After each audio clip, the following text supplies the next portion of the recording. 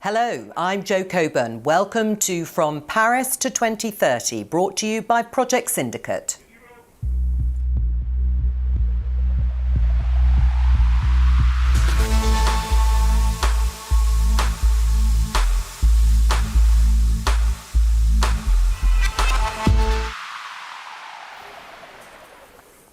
Five years ago, there was a sense of euphoria, claps, cheers and tears as a new deal was born. The Paris Climate Agreement was hailed as a landmark moment.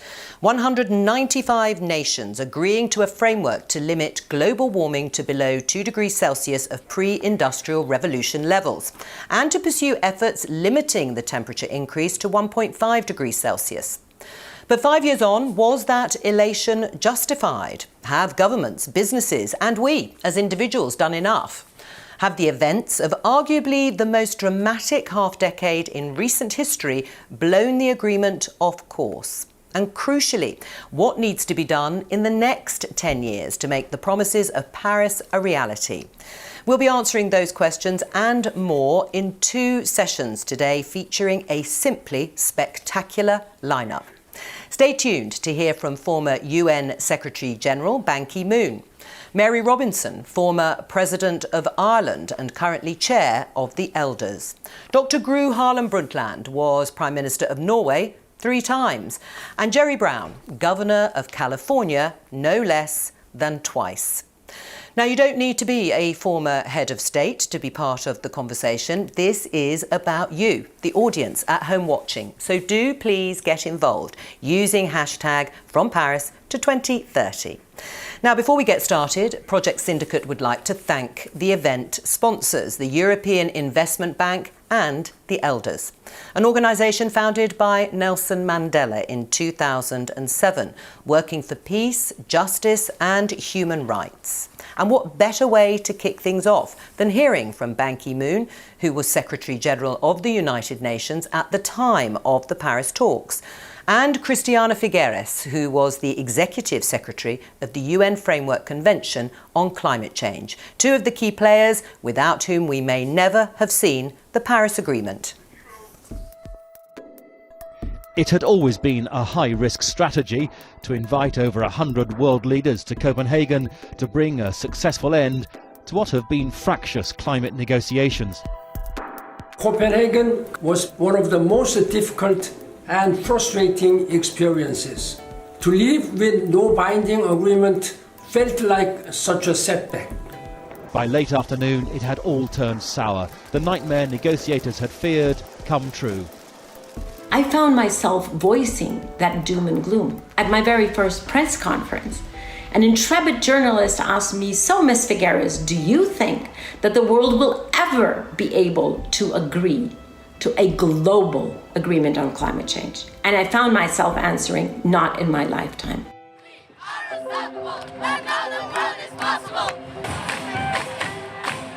I will never forget the long days of negotiations in Paris in 2015. That COP took place only a few weeks after the attacks on Paris, and hence in a very, very heightened environment.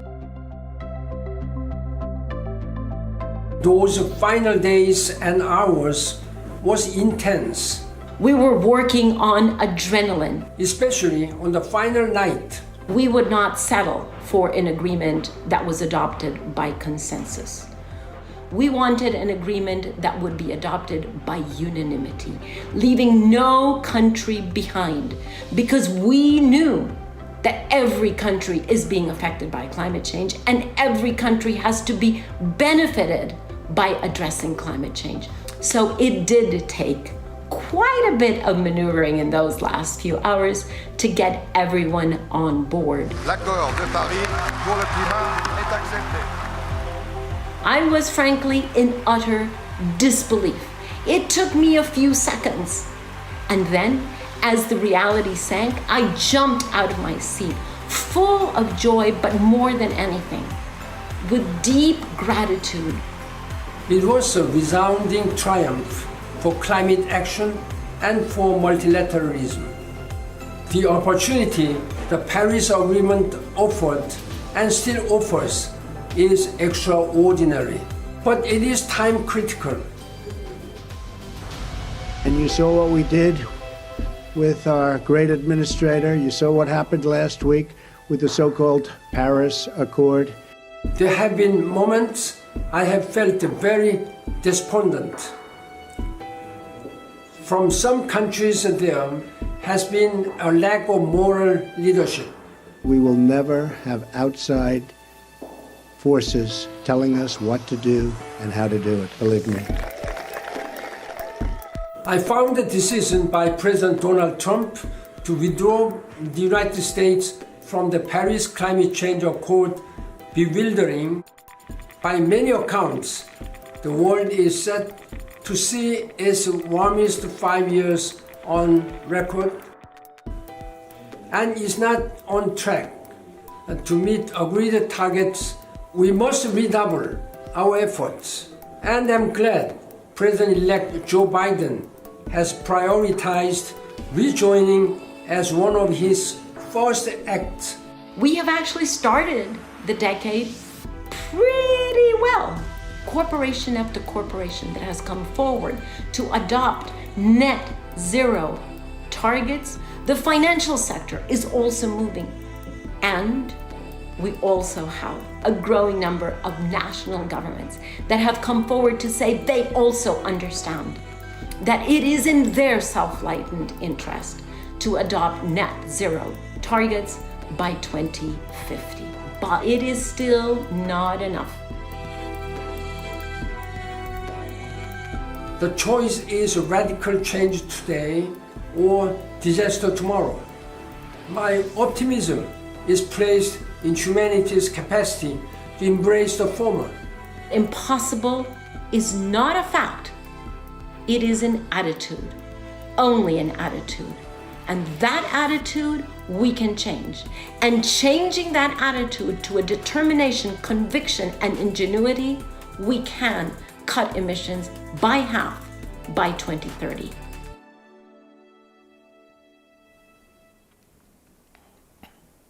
Ban Ki-moon, currently Deputy Chair of the Elders, and Christiana Figueres, co-founder of Global Optimism Limited. Now joining us for our first panel discussion, climate leadership. Who will claim the mantle is as qualified a lineup as you can imagine. Mary Robinson is the former President of Ireland, current Chair of the Elders and patron of the International Science Council. Her work on climate change has seen her author books, work as the UN Special Envoy, set up her own foundation for climate justice and much, much more.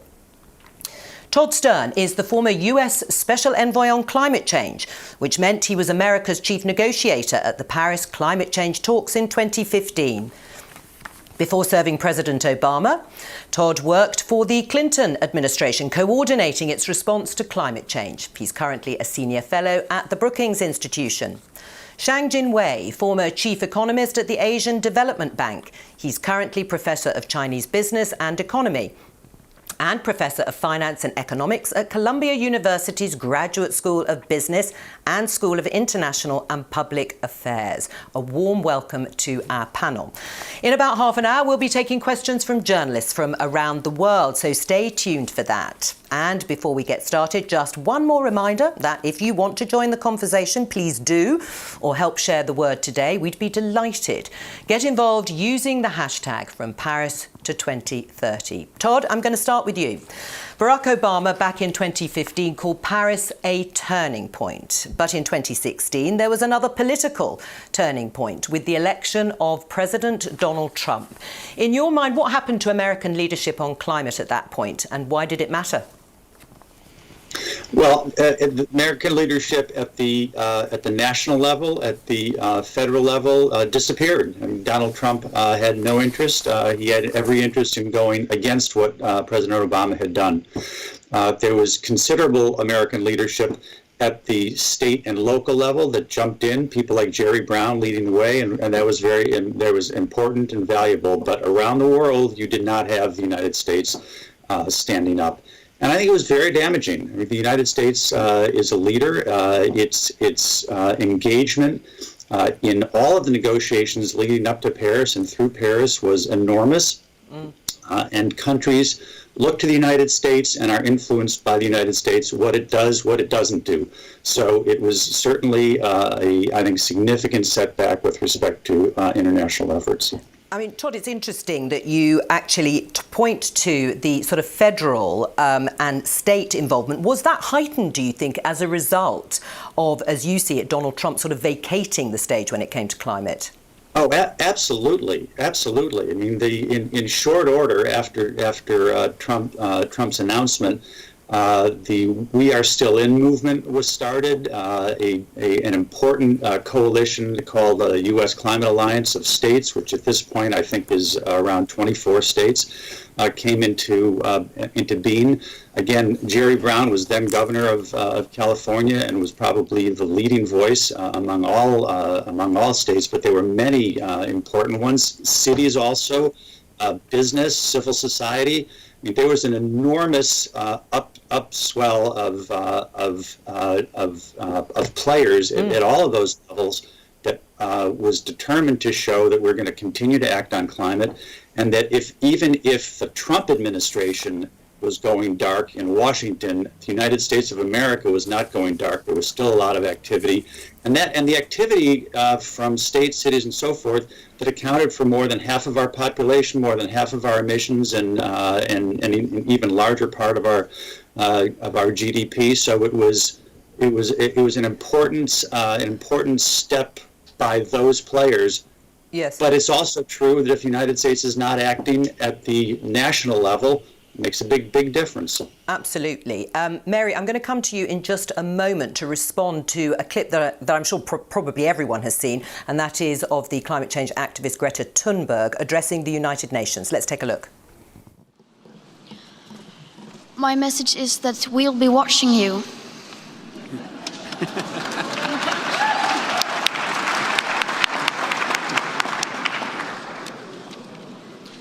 This is all wrong. I shouldn't be up here. I should be back in school on the other side of the ocean. Yet you all come to us young people for hope. How dare you? You have stolen my dreams and my childhood with your empty words, and yet I'm one of the lucky ones. People are suffering. People are dying. Entire ecosystems are collapsing. We are in the beginning of a mass extinction, and all you can talk about is money and fairy tales of eternal economic growth.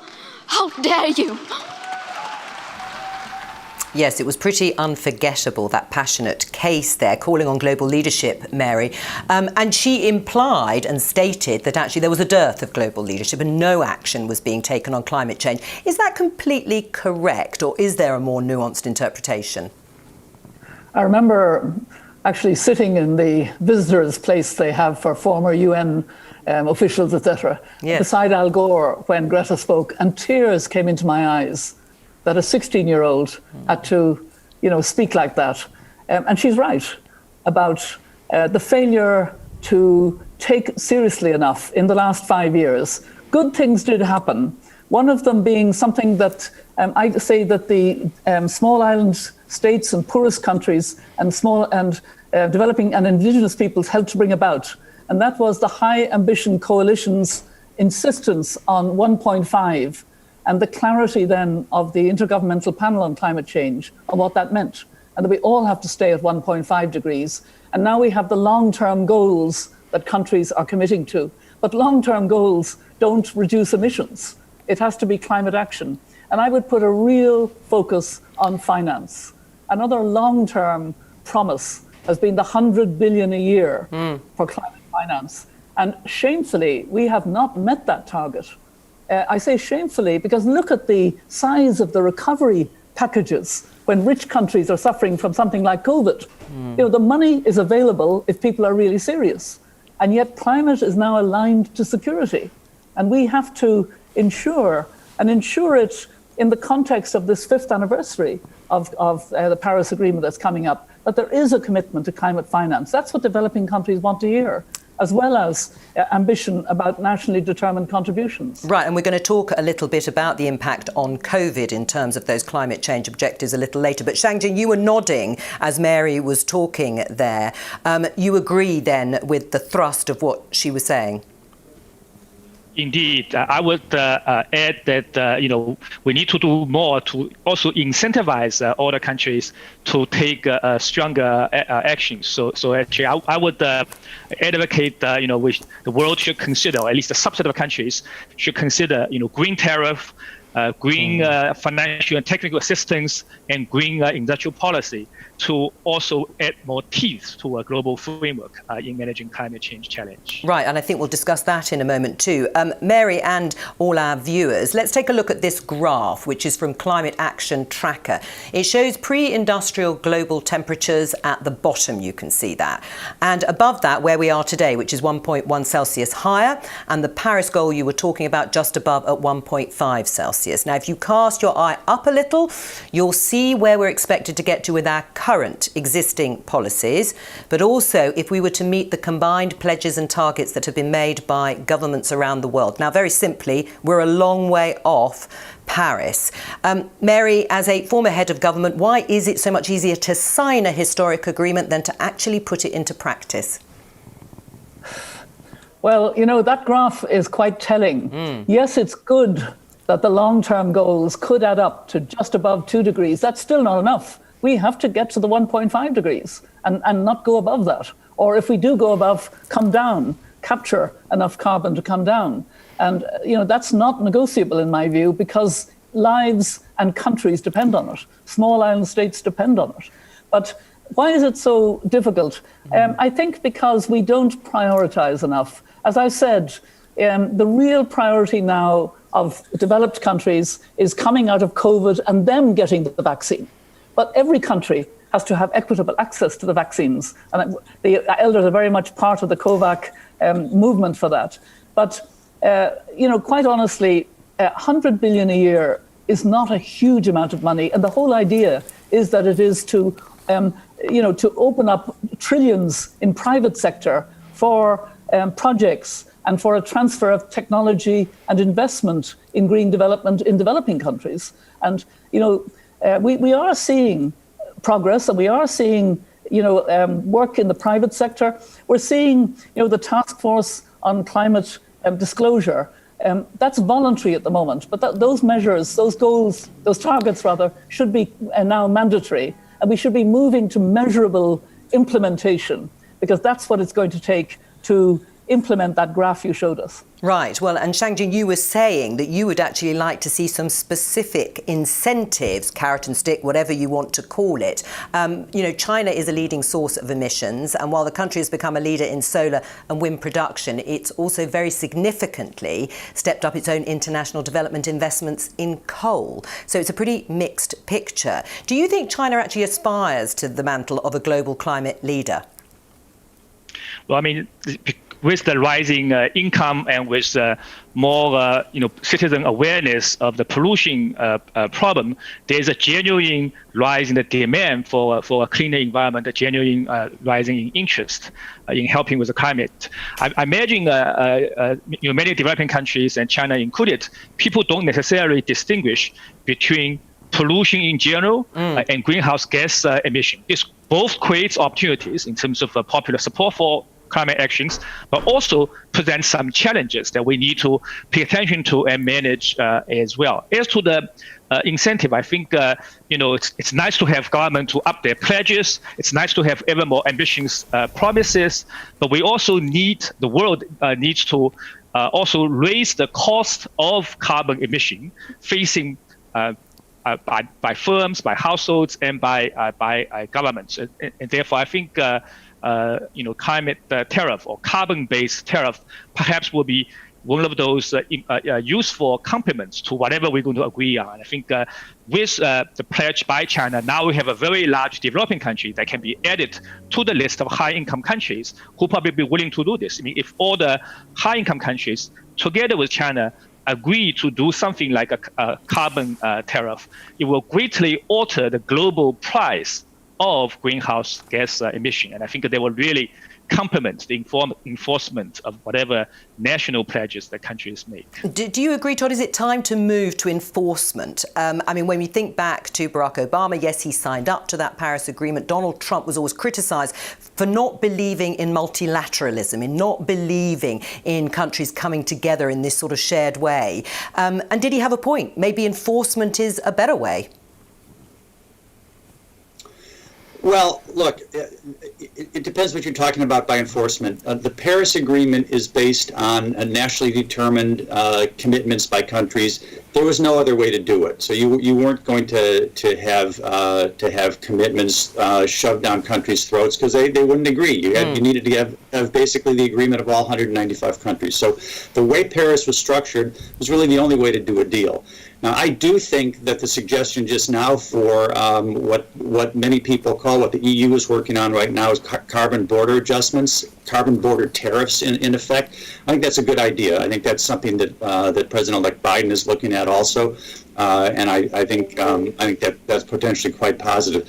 I would say that with respect to China, I think that the pledge by President Xi Jinping at the UN to be carbon neutral before 2060, hugely important, a big development. The thing that is also going to be absolutely critical is that there be real, genuine, significant movement by China in this decade.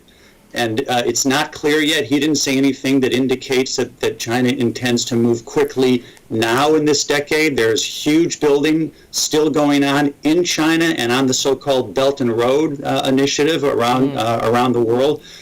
For new coal, as you just indicated. So that kind of thing is going to have to change, and real decisive movement down in emissions is going to have to happen in China this year. And of course, the United States with President Biden, President-elect Biden, is going to be, I think, very significantly back in the game domestically as well as internationally. Xiangjin, do you think that's going to happen in China? Well, I think what Mr. Stern says is indeed we need to lock in national pledges, including those by China, but also by other countries. In that sense, having something like a carbon tariff, raising the cost of emission can help to lock in those pledges. Which what China has promised so far, has delivered, is to have a emission per unit of GDP on a declining path, and data shows China is doing that. But that's far from being sufficient. We need to see stronger actions to move towards net neutrality, and I think something that raises the cost of emission would really help to convert those pledges into actions, not just by China but by other countries as well. Mary, you look as if you want to come in. I did actually want to come in on something that Todd has already mentioned. What is important now, between now and Glasgow next year, is how countries step up with their nationally determined contributions. Tomorrow and the day after, the European Council of Heads of State and Government has to commit to their 2030 target of at least 55% reduction of emissions. In fairness, the UK has said that it will reduce by 68% emissions. I understand that if it was still part of the EU, that would be more or less where the UK would be. But anyway, it's good that they're giving that leadership. It's sad that they've cut back a bit on development aid, but that's a different issue. But China has to commit to its its nationally determined contribution, and it has to commit on coal. And I think it should plateau, or at the very, certainly peak at least by 2025, which it could well do. All my friends who know China tell me that would not be difficult for China. So come on, China. And the US must also make heavy commitments, because that's when we begin to see action. And that's when business can respond. I work with the B team of business leaders. They're looking for political leadership because they're jumping to lead. They really are. Right. Well, and you've talked again about political leadership and how important it is. Todd, we're going to start showing people pictures of the political might that assembled for the Paris negotiations, including your old boss, President Obama. But for those of us who've never been involved in studying the sort of fine detail of the agreement, can you just quickly work us through the logic and 5 years on how it could be improved? Well, sure. Look, the logic of Paris is, as I started to say before, that countries take on nationally determined commitments. Paris is built on those commitments as well as a system of 5-year cycles. So every 5 years, countries get reviewed on what they're doing. That's what's happening in Glasgow at the end of this year. And then on a different, slightly staggered 5-year schedule that will begin in 2023, there is a system of global stock takes every 5 years. How is the world doing? How are we doing against the goals that we need to meet? How are we doing against the goals that may have shifted? Because let's face it, the sense that well below 2 degrees was good enough in 2015, that has shifted. I mean, that shifted beginning with the big report by the UN scientific body, the IPCC, in 2018, saying, you know what, we need to be 1.5, and really that is a developing consensus now that has spread all around the world. So you've got the nationally determined commitments, you've got these 5-year cycles, you've got these strong goals which Paris embodied, and you also have a call on countries to put forward both their short-term commitments, in this case now to 2030, and their longer term out to 2050 to describe what their strategies are to get all the way down to the goals that we're talking about. So Paris, it's important to understand, nobody thought negotiating Paris that in 2015 we were going to be, or we were on track for the reductions that are needed.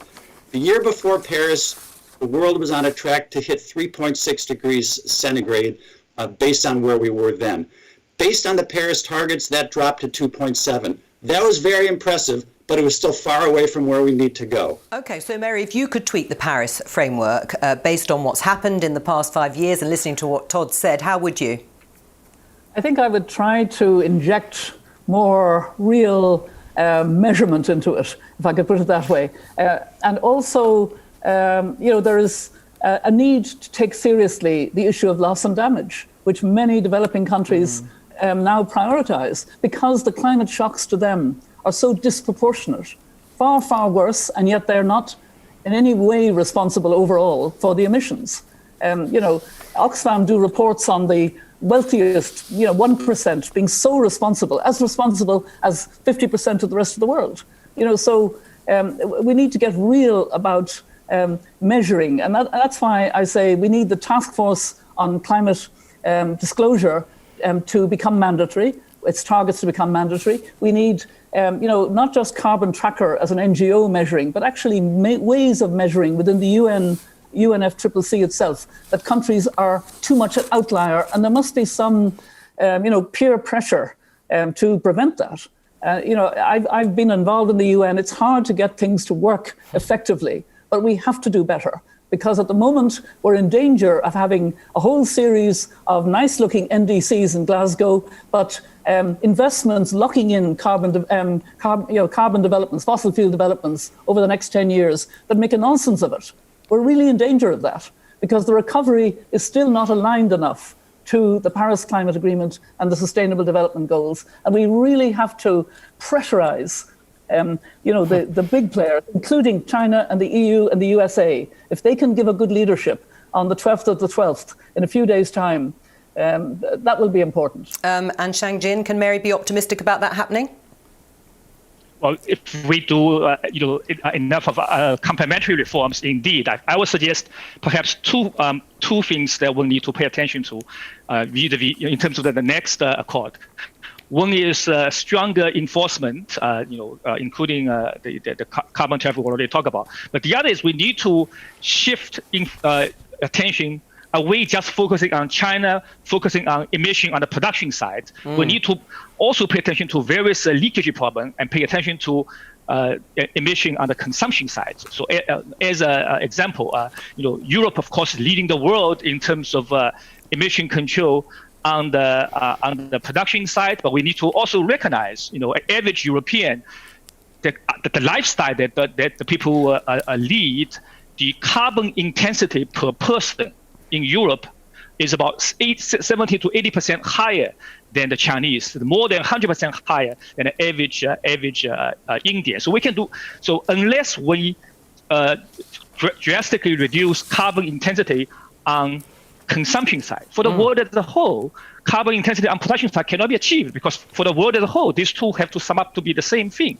So in other words, if you can have many national pledges to have carbon neutrality on the production side, unless you also dramatically have carbon neutrality on the consumption side, someone else in the world have to do more carbon emission in order to satisfy the demand from high income countries. So therefore we also have to engineer a shift towards pledges and actions towards neutrality on the consumption side. All right, and we're going to talk a little bit about sort of lifestyle and how you bring people with you in just a moment. But don't forget, you can join the conversation and help spread the word using the hashtag From Paris to 2030.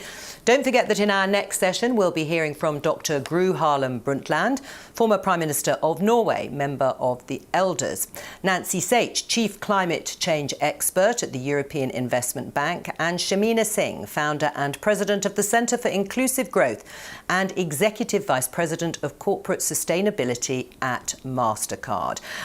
So Mary, you talked about the coronavirus and talked about the vaccine in your work there, and clearly the world has been dealing with this. There was also much talk of green recoveries, but we're just going to show people this chart of G20 countries. The impact of fiscal stimuli in terms of greenness has so far overall been negative rather than positive, although you can see some of the countries on the right there have done better. So what are the prospects now when you think that the world is still gripped by this pandemic, despite the news of the vaccine, for a green recovery now?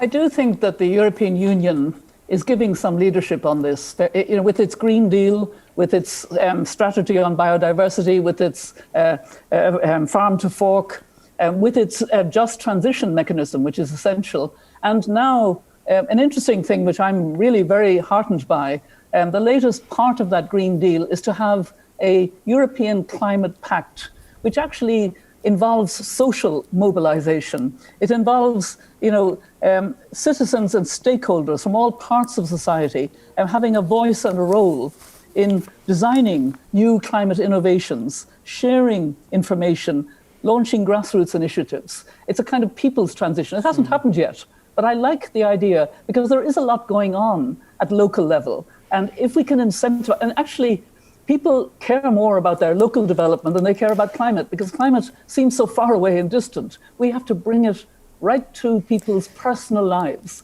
It is so serious.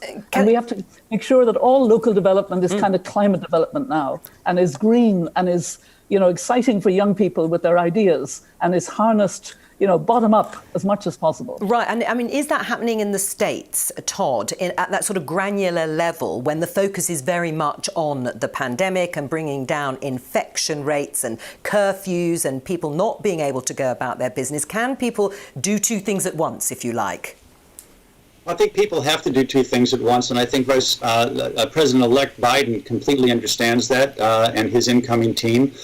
We completely need a serious recovery package, but they understand that package has to be green. There's an opportunity that's embedded in many crises, and there's an opportunity embedded here to be able to spend the kind of money that's going to need to be spent for recovery in the right way. So I think that's absolutely not only possible, it's essential. Joe, I wanted to just say one last thing about Paris, which is nobody should ever think that what happens internationally is just about what is going on in the Paris Agreement. The Paris Agreement sets the structure. The Paris Agreement sets the goals and the mechanisms and the review systems and all of the rest, which are absolutely crucial for international action. But it is based, again, on nationally determined commitments, and that means there has to be nationally created political will. I mean, the biggest thing that can happen worldwide is if we have the political will, the true buy-in of leaders of the major countries to step forward. And if you want to talk about COVID, look at what happened. Look at the absolutely astonishing things that happened in record time that countries did that nobody would have ever thought possible because leaders understood that they had to. Well, they have to here. And at the point that they understand that, that's when we're going to get the kind of action that we need to see. So Paris sets the structure, but people shouldn't say, well, we're not doing enough. Oh, it's Paris's fault. it's the fault of countries not demonstrating the political will. Right. Well, I mean, that is a very interesting point, Todd, which has been echoed by quite a few senior leaders, which is where there is a will, countries have shown what is possible as a result in terms of reacting to the pandemic, both economically and the push for a vaccine. I mean, Xiangjin, do you think that that has also focused people's minds that if people did regard climate in the same way, so much would be achieved in the next 10 years? Well, first, following what Todd said, I would add, borrowing from President Reagan, trust and verify. I would say trust and incentivize. And I think the Paris framework is relatively lacking in set of tools to further incentivize other countries. Under COVID, I would note, you pointed out that stimulus programs in most countries in the context of a pandemic is not green enough. That is true. In terms of emission numbers, because of the partial or full lockdowns in many economies, I bet the 2020 emission numbers will look okay relative to 2019, 2018. But 2021 is potentially a much more problematic time for us to watch out for. IMF and many other international organizations are forecasting not just the recovery of the growth rate, but above the trend growth rate. There, without the complementary sort of green-oriented programs, we're going to see dramatic increase in emissions. I mean, we are essentially can project that to happen in many countries. Therefore, between now and Glasgow, we need to do more to really not just make sure, but really incentivize all countries and firms and households to take actions to reduce emissions. Well, because Mary, isn't what's going to happen is people are going to revert to what you guys would view as bad behaviour or bad habits. During lockdown, for example, many people didn't drive their cars. They weren't flying anywhere. They actually took up a different lifestyle. But won't they just revert back to the habits of old? I think if we're wise, we'll learn 4 lessons, which I'll just set out very briefly from COVID. The first one is that collective human behavior actually matters. It's the only thing protecting us from the virus until we get this vaccine on stream. And we need collective behavior in developed countries to consume less, to produce less goods that are throwaway in plastic, that are polluting our rivers and our food chain and so on.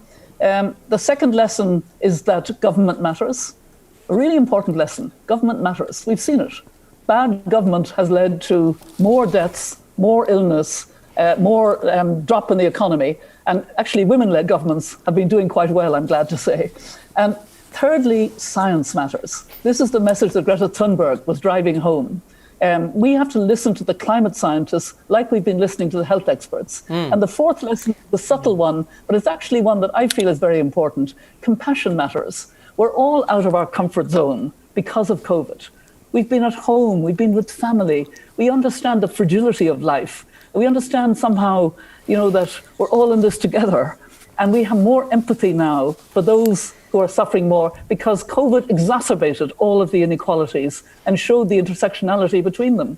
So I think, it's helpful to see COVID as teaching us how we can move forward with that urgency because we had the money. The money came on stream, and money needs to come on stream for developing countries. Right. Do you agree with that, Todd? Do you think that will sort of hold through? It'll sustain. People will harness some of the good things that have been learnt during this dreadful pandemic going forward. And actually, when it comes to political leadership, Joe Biden is signalling very firmly that he is in favour of this agenda. But he'll need Congress, won't he, to back him? Well, on your COVID question, I think I agree with what Mary said. I think that hopefully a lot of people will look at things that way. With respect to President-elect Biden, having Congress behind him would be very useful. There are 2 runoff elections in Georgia on January 5th, and they will determine whether there's a Democratic control in the Senate as well as in the House. One way or another, President-elect Biden will be able to do a great deal through his executive power, but to the extent that we have a Democratic majority in the Senate as well as the House, that will open the door for him to do much more. And of course, he is an old-time Washington senator. He has spent his career working with people on the other side, working with Republicans. And even if we don't actually control the Senate, I think that Biden will do everything he can to be able to make some progress by bringing some Republicans along with him. So I think that will happen. I think you're going to see an enormous amount of activity on climate change in the United States under President Biden. All right, well, let's just take that as read. Let's say that does happen, Xiangjin. That's ahead of COP26, the conference in Glasgow. What are your hopes and aspirations for that? Well, I think, following the diagnosis on what is still relatively lacking from Paris, we can do a bit more. I also talk about the green industrial policy and green financial technical assistance. So let me expand on that a little bit. We in terms of green industrial revolution, not only we need more incentive and innovation in renewable energy, but we also need to find, incentivize innovation to drastically reduce the cost of carbon capture and carbon sequestration. So when I worked at the Asian Development Bank and some other international organizations, I've heard many national governments say, developing country national governments in particular, that they do not want to give up on fossil fuel in the short run. So this is in the context of negotiating with multilateral development banks. Multilateral development banks say, look, our shareholder governments, in particular Europe, do not want us to support any fossil fuel project. And their response is, if you don't help us, we might go for dirty coals. And I think what this means, in fact, if we have a way, there are already technology exists, such as IGCs, integrated gasification combined cycle is an example of a technology that takes fossil fuel, but then can produce energy virtually in a virtually pollution-free way, and also offers opportunity to do carbon capture. But currently, the technology is not quite reliable yet and relatively costly. But if we believe in human ingenuity, with the right green incentive in place, in 10-year period, in 2-year period, we may very well reaching the state where the cost for doing this will be much lower, and they will also add to the menu of tools to achieve neutrality. I think that's an example of a kind of a green industrial policy that the global community can find can organize a structure to support. And then green financial and technical assistance with poor countries is also very important. Is a complement what President Robinson said as well. So, for example, we can take the carbon tariff revenue to further enhance our climate fund to help poor countries to do better climate adaptation and mitigation. Is that the way for developing countries, Mary? Well, certainly I do agree that we need more support for innovation. We do need more incentives, but in particular, we need more climate finance. I mean, Todd, I hope that the first Biden step will be to pay up that $2 billion that Trump wouldn't pay into the Green Climate Fund and other measures of climate finance. We really need to see resources coming on stream so that, and I meant, I mean, we need the special drawing rights of the IMF and much more debt relief than the G20 has agreed to recently, though it widened the circle, and I think that's good. But, because developing countries need the fiscal space to plan for adaptation, resilience, and the Sustainable Development Goals. And they are crippled by COVID now, crippled. So this is a big issue, and it's going to need a real sense of multilateral cooperation. So we're very pleased as elders to see the Biden administration come back and hopefully be very supportive at the multilateral level of big steps, big measures, in order to get us all over the hump. All right. Well, just before you answer that, Todd, in terms of the finance, the big finance that Mary's talking about, Mary, in terms of what Xiangjin was saying about technology, that could technology be the route to unlocking it for developing countries as well as or alongside finance? I think it is certainly a step. I just took part earlier this afternoon in the launch of a an African-European Climate Alliance under a new foundation called the Africa-Europe Foundation that I'm an honorary president of. And the focus of that is green technology and agriculture. They're the two key issues. And I think, I would very much agree with those two priorities. And part of that is, of course, whatever can be done on the technology side, on hydrogen, on thermal, on whatever, And I do agree that we need the carbon capture for the developed countries because we have to stay unequivocally in line with this goal of 1.5 and not allow even the fact that the long-term goals don't bring us there yet.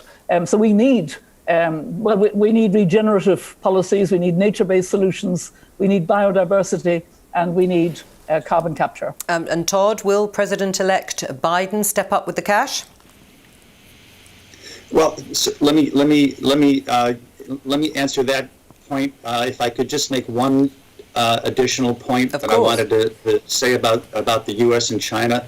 Let's just remember that the single biggest event that led to the Paris Agreement in the end was when President Obama and President Xi walked down the aisle together and made the joint announcement, the joint agreement between the U.S. and China a year before Paris, announcing what their goals were going to be, announcing what their commitments were going to be, and announcing that they were determined to work together to get Paris done. That was huge. It is also the most important thing that can happen this year. Not that they walk down the aisle. I'm not talking about that. Those circumstances are a little bit different. But that the United States and China join an already aggressively leading European Union to make the sort of commitments that can put us on track. U.S., China, and the EU together would make just a gigantic difference at the COP this year in Glasgow and for this decade. With respect, I couldn't agree more with Mary with respect to finance. I think that the $100 billion is just a piece of it, right? The developed countries pledged to it. They've got to make good on that. Biden's going to get every nickel he can get out of Congress. He can't take it out of his own pocket. We need Congress for that. I certainly hope that we can get as much of that $2 billion as possible. But much more important, even than just the 100, is the kind of reform in the international financial system that is going to get international finance aligned with the Paris goals, that's going to see reform in the IMF, in the multilateral development banks like the World Bank and others, and working together with the private sector and the big developed countries to get much, much larger scales of funding flowing to developing countries. That is absolutely essential. And I think that the Biden team will work on it. All right, well, let's talk about COP. Mary, Boris Johnson has made much of his climate credentials, that he is very committed to the climate agenda. So do you welcome the fact that it's being hosted in the UK? And do you have faith that Boris Johnson is going to stick to the rhetoric and make it a reality? I think it was important that the UK wanted to give that leadership in the COP, and they've begun to give some leadership. As I mentioned, the announcement of their 10-point plan and the reduction of 68% of their emissions by 2030. That's good. What they are not doing is having an inclusive COP in the way that 50% of the population would like to see it, the global population, and I mean women in particular. It is really stunning that it's such a male-dominated leadership for COP26. I've been involved in 2 different letters on it. One, a letter of many, many women leaders, and the other one initiated by Fearless Women and the B Team, which has also men joining in. And it's really saying you cannot, at this point, think you're going forward. I mean, all the work we've done on the gender climate action, on having gender parity at every level in the COPs, and suddenly you have a very male-dominated COP leadership. That's not on. That has to change. Right. Well, then I put this question to you before we open it up to the media, and perhaps then starting with you, Mary, or maybe you've said it already. Who do you think will take the mantle, country or person, in terms of global leadership on fighting climate change? Well, I think for the COP, the presidency is with the country that has the presidency. Fine. You remember Paris. Remember how the French, for a whole year, every ambassador in every country was organising meetings. There was a huge momentum. We haven't quite seen this I understand COVID is a problem, Brexit is a problem, there are issues, but we really need to see now, between now and November, a step up under the leadership of the UK. I very much agree with Todd. We need the European Union to continue to be aggressive and to agree the 2030 emissions at least 55% reduction, and to get over this problem of Poland and Hungary in the fund and the budget. Yes, because not everyone is online in the way that you have just said. Xiangjun, what about you? Who should take the mantle of global leadership on climate change? I mean, I want to point out, some of this discussion has a strong flavor about geopolitical competition, but climate change management is not a zero-sum game. The more countries compete in ambitions and actions, the better for the world. So I'm actually not so much worried about who will, be considered a leader. I wish all countries to up their game and up their pledges and up their actions in particular. So therefore, the recent pledges by China, by Japan, and the new administration in the U.S. Coming online are all wonderful opportunities for us to move forward. Todd, do you agree with Xiangjun then? No, not quite. I will just slightly disagree with my friend there. I think it makes a huge difference in reality, on the ground, when you're there, when you have leadership leading, sort of setting the pace for others. Countries look to the United States. They are looking to the EU. Uh-oh, did something happen to my picture? Yes, we can still hear you, Todd. So keep going, and we'll get your picture back. Keep going. Sorry. No, don't apologize. Go for it. Okay, so I think what China does, what the United States does, and what the EU does, enormously important. If that signal is sent, other countries tend to follow. So I don't think it isn't quite the case that, well, there's Japan, there's another, we'll let 1,000 flowers bloom.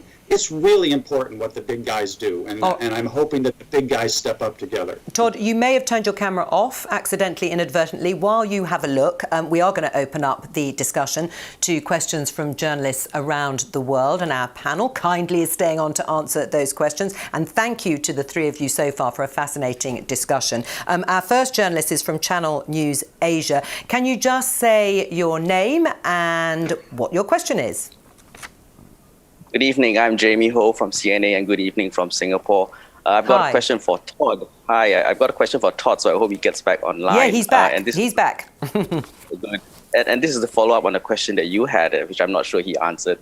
So I'm going to probe him a little bit more, and this has got to do with Congress in the United States.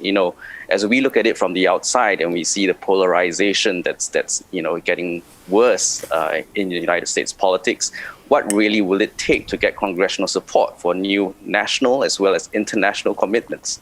And it's not just about 50 votes, it's about 60 votes, I would imagine. And is that ever going to be possible? Because that's what I think the rest of the world wants to look at as well. Todd?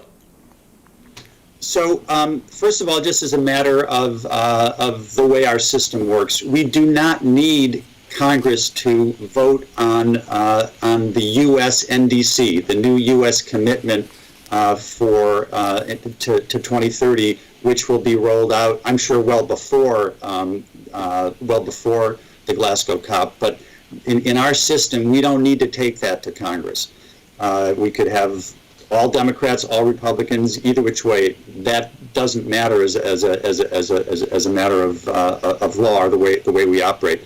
Obviously, it does matter to have as much congressional support as possible to execute the kinds of domestic policies that President-elect Biden is going to want to undertake. A lot of those can be done, again, based on legislative authority that's pre-existing, such as the Clean Air Act and a number of other laws that allow a president to act through regulation based on those pre-existing legislative actions. So There's a lot that President-elect Biden is going to be able to do. He's going to build a program on standards, on what emissions are allowable in the power sector, in the transportation sector, in buildings, and so forth. All of those things can be done without new action by Congress, and he's going to base a lot of what he wants to do on targeted investments in the right way. Certainly, we can do more with new legislation. I mean, and it'll be enormously important. It'd be great if we could win both seats in Georgia. When I say we, I'm a Democrat. I have to admit that. Yes. But 2 seats in Georgia would be great. If we win 1 seat, that's still helpful.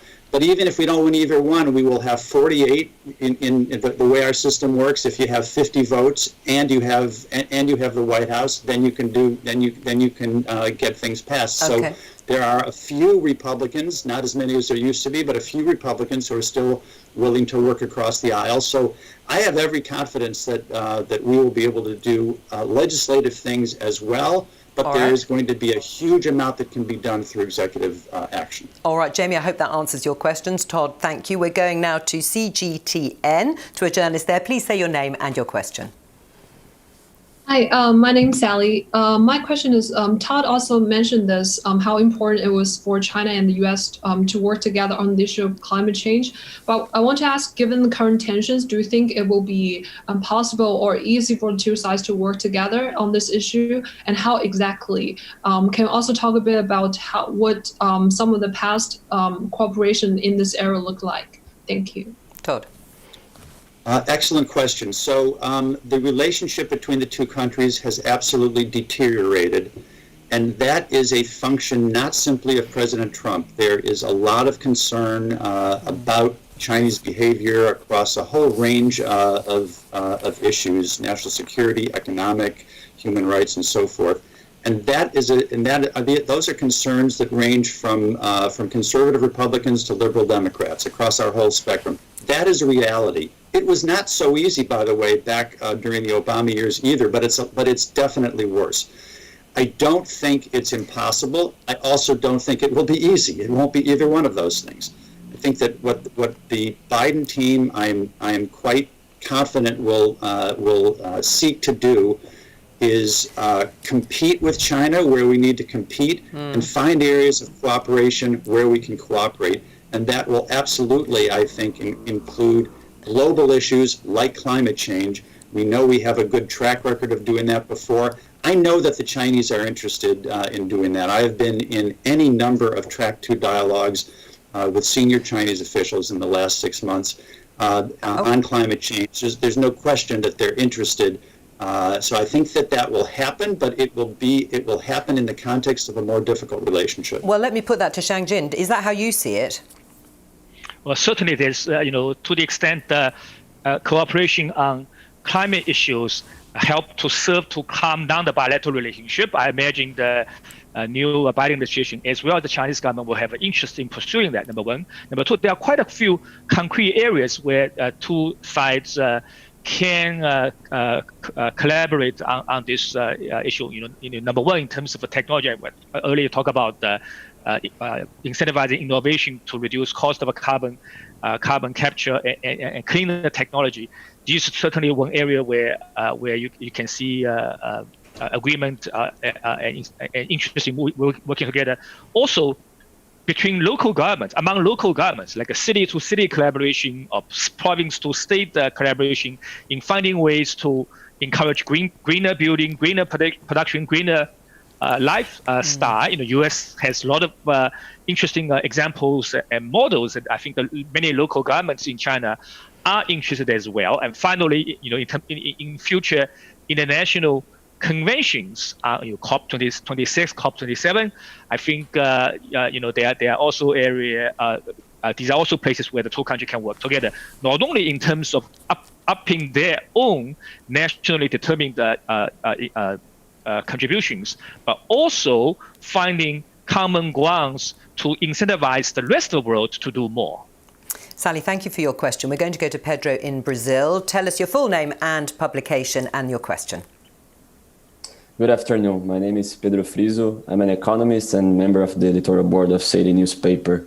I'd like to ask my question to Mary, please. Mary, in the last years, we have seen moments where bilateral relations are impacted due to the manner in which states manage environmental affairs.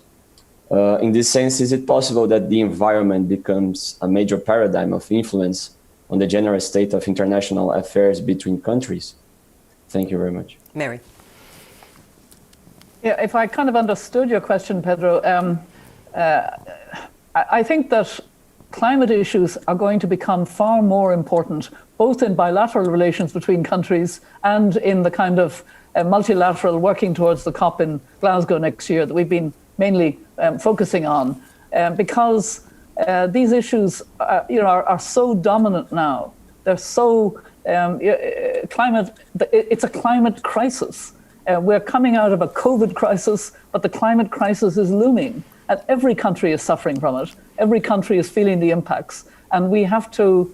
So I think it will dominate in bilateral as well as in multilateral relations. And I think I agree with the point that was just made about working also at the subnational level in building links between cities, between regions, between businesses, between sectors making a commitment, like the fashion sector that Pohlmann is playing a role in, to get a sector reduction of emissions. That cuts across in a very nice way.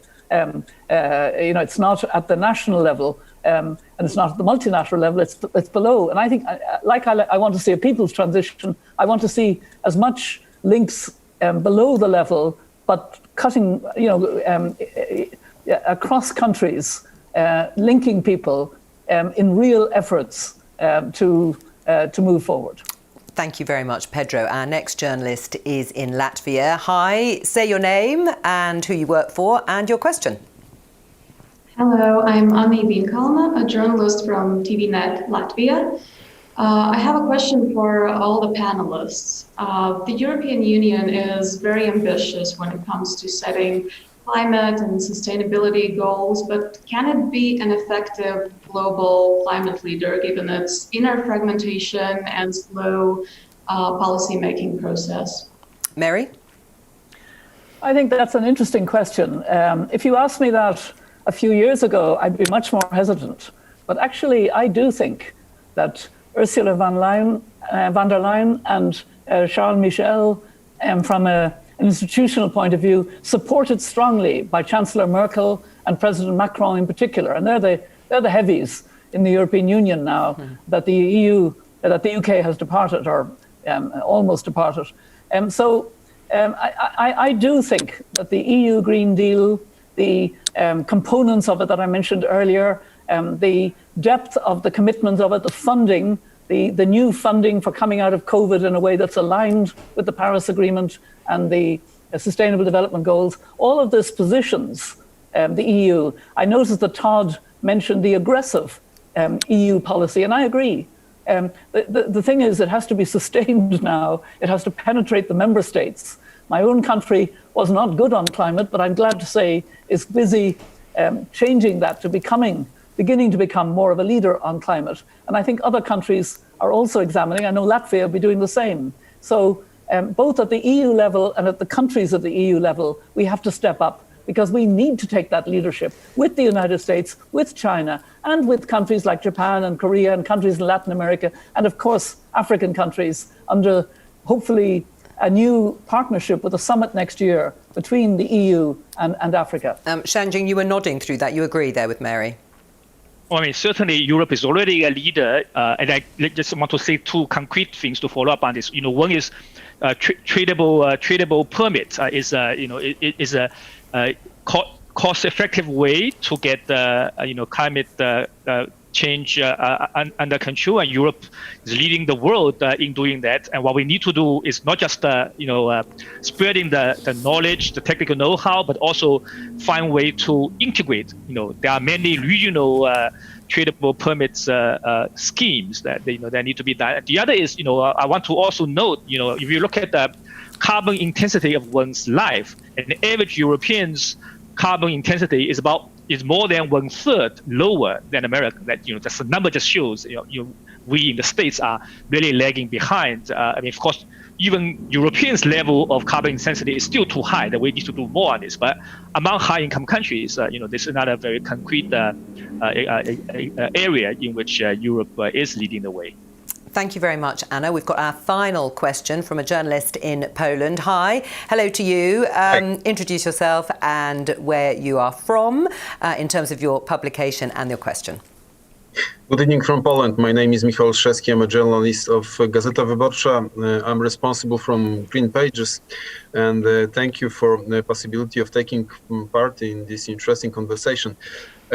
From my point of view, there's no doubt that we need a fundamental change in a way of thinking about economical growth and its impact on the environment. However, I would like to ask you, do you believe that coronavirus period will turn out to be a positive tipping point, that we will withdraw from our guilty pleasures, our journey's stating way of living? I'm asking because, in my opinion, the pendulum can swing in opposite direction after recovery, and people are missing for flights, cappuccino in Venezia, safari in Kenya, driving cars, and so on and so on. So generally speaking, living as in old good times. So my question is how to change it, right. This attitude, way of living. Thank you for your question. So Todd, those guilty pleasures, are they coming back? Yes. I think the guilty pleasures will largely come back. Look, I think COVID does a couple of things. I don't think it's going to change lifestyles in many respects. On the other hand, it is going to reduce travel. People have discovered that they can be doing what we're doing right now with meetings on all sorts of different platforms. And that a lot of those trips overseas or to far-off places aren't as necessary as we thought they were, for example. So I think that there'll be a lot of ways that people will be working more at home, more remotely than they were before. Not entirely. People will come back to work, but there will be more of that. So I think that there will be a number of changes that will be long-lasting based on COVID. But I don't think people are suddenly going to kind of change all of their basic ways of living. Again, I do think, as I said before, that COVID is a really powerful example of what can happen when political will is exercised and directed in the right way. So I think in that sense, I hope COVID is an important lesson. And of course, it's a lesson that science matters, facts matter, and preparation matters. Climate change is not going to be a black swan. Climate change is staring us all right in the face, and so the lessons from COVID are important, but the guilty pleasures will remain. Well, that seems a good note to end on. Thank you very much for that final question. Thank you, of course, to the panel. We're not quite ready to go. We have one more treat for you. Here's Jerry Brown, who was governor of California twice from 1975 to 1983 and 2011 to 2019. 5 years since the Paris Accords. A lot has happened because the whole world has recognized the reality and the threat of climate change. Global warming is for real. Heat-trapping gases by the billions are being emitted by human beings throughout the whole planet Earth. And now it's time for people to recognize their planetary citizenship. I call it planetary realism, facing the facts as they are. And the facts are that the almost 8 billion people on this planet are living on an unsustainable basis, depending on fossil fuel, coal, gas, and oil. We have to make a transition to renewable energy. We have to live elegantly and efficiently on the side of nature, not against it. So that's the commitment going forward. And the leaders of the world, some of them are getting it, some of them aren't doing enough. In California, we made some bold steps in energy efficient buildings, in zero emission cars, but there's so much more to do. Speaking honestly, while California has done more than any other state, the road ahead is a very steep climb. We're going to have to pay a higher price, we're going to have to make a greater transition, and we're going to have to summon the political will. I believe California can do it. And now under Joe Biden, I think the United States can do it. But that's not enough. China, India, Europe, Africa, South America, we all have to be involved in this commitment to transition to a renewable, sustainable way of being and working and living on planet Earth. It can be done, and I believe it will be done.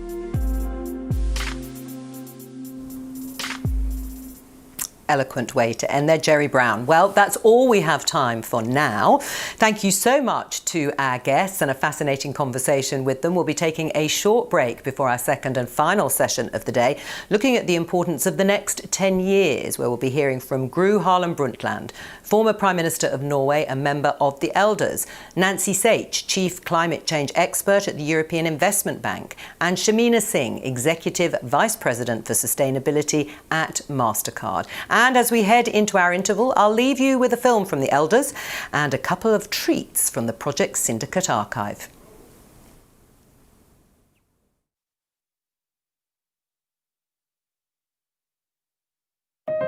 In an age of populism and isolationism, when polarized politics and self-interest have the upper hand, the Elders offer an alternative approach.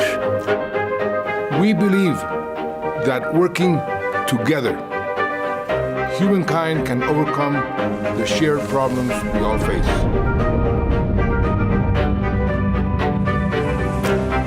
This importance of togetherness, to show solidarity with those who are fighting for peace, justice, and human rights, was an essential value of our founder, Nelson Mandela.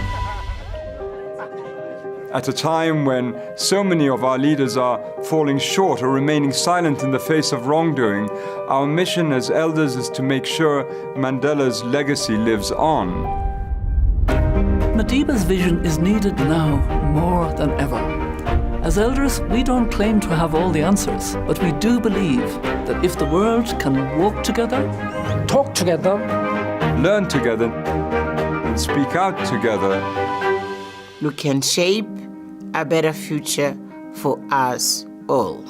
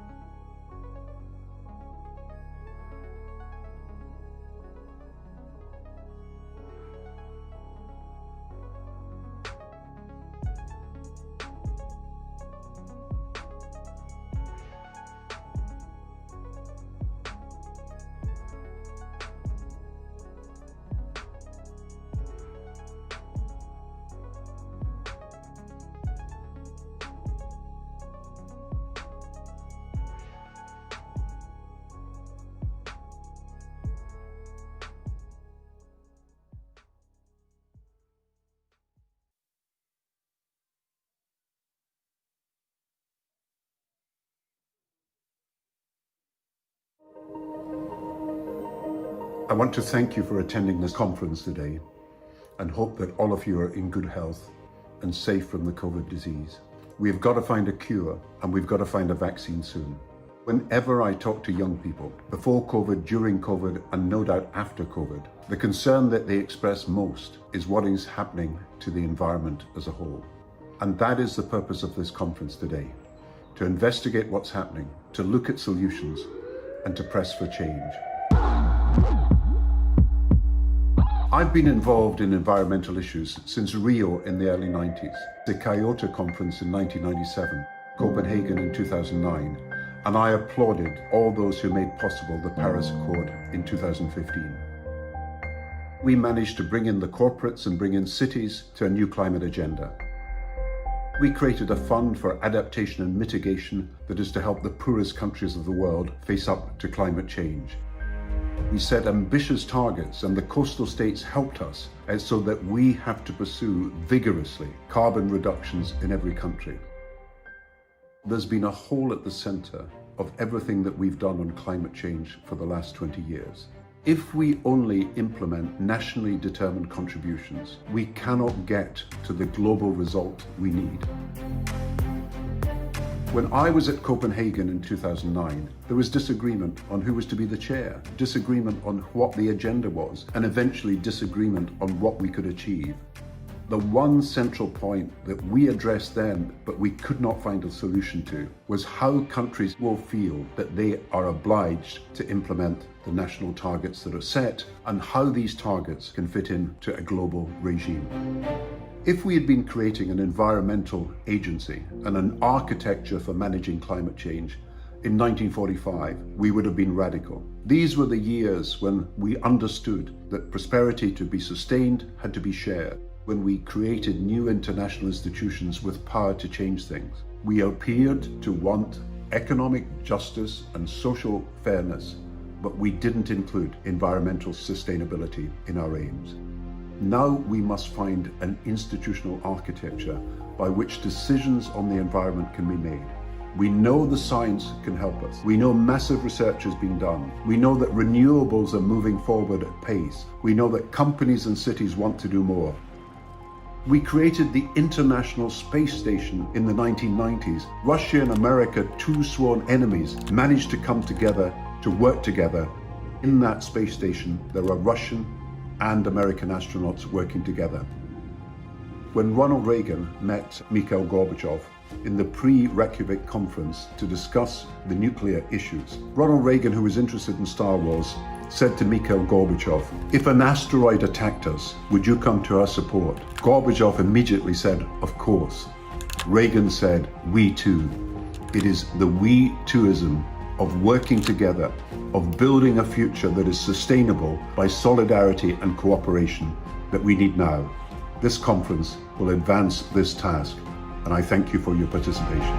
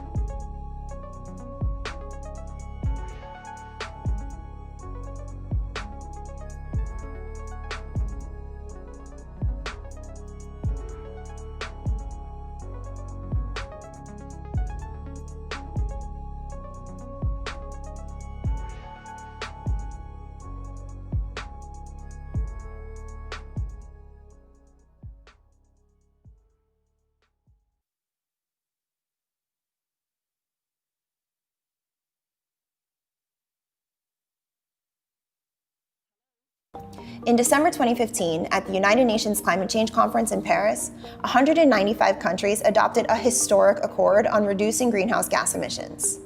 A major victory for multilateralism, the Paris Climate Agreement was made possible by a critical innovation: intended nationally determined contributions. INDCs were plans submitted by each country before COP21, stating the steps it would take to address climate change at home. When a country formally ratified the Paris Agreement, its INDCs became NDCs, or nationally determined contributions. By allowing countries to determine their own contributions according to their national needs, priorities, and prospects, the INDC approach offered an alternative to the binding top-down regimes on which multilateral deals usually rely. Such an alternative was badly needed. Previous attempts to create a comprehensive global climate agreement failed largely because of their rigidity, which discouraged many countries from participating. The INDC approach, by contrast, could work for developed and developing countries alike. But the same flexibility that makes the INDC approach work is also its biggest weakness. Because the plans are nationally determined and non-binding, countries may not collectively do enough to achieve the Paris Agreement's stated goal of capping the increase in global temperature at 2 degrees Celsius. With the US, which accounts for nearly 15% of the world's greenhouse gas emissions, withdrawing from the agreement, there is even more reason to be skeptical. You saw what happened last week with the so-called Paris Accord. We will keep our nation so great and so strong, and we will never have outside forces telling us what to do and how to do it. Still, the NDCs are probably better than nothing. The Paris Agreement requires countries to submit an updated plan every 5 years, so there is room for pledges to become more ambitious. And simply by putting commitments out there, the Paris Accord has invigorated support for climate action, not just by countries, but also by cities, states, and companies. In the US, there are hopes that subnational efforts can go some way toward fulfilling the NDCs that Donald Trump's administration is now abandoning. The consequences of the changing climate is real and can be quite devastating. Therefore, wise people will respond. NDCs are no silver bullet for the climate challenge. But with the multilateral system facing unprecedented strain, even as the effects of climate change rapidly intensify, they may be the planet's and the international order's best bet.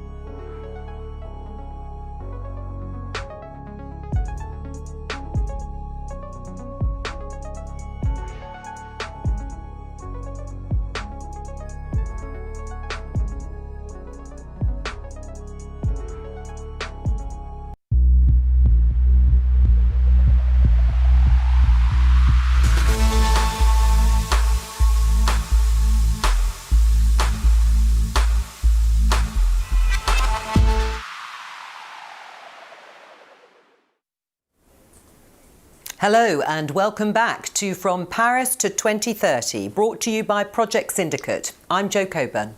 As we heard in the first session, the progress made in the 5 years since Paris has disappointed many. But what of the future?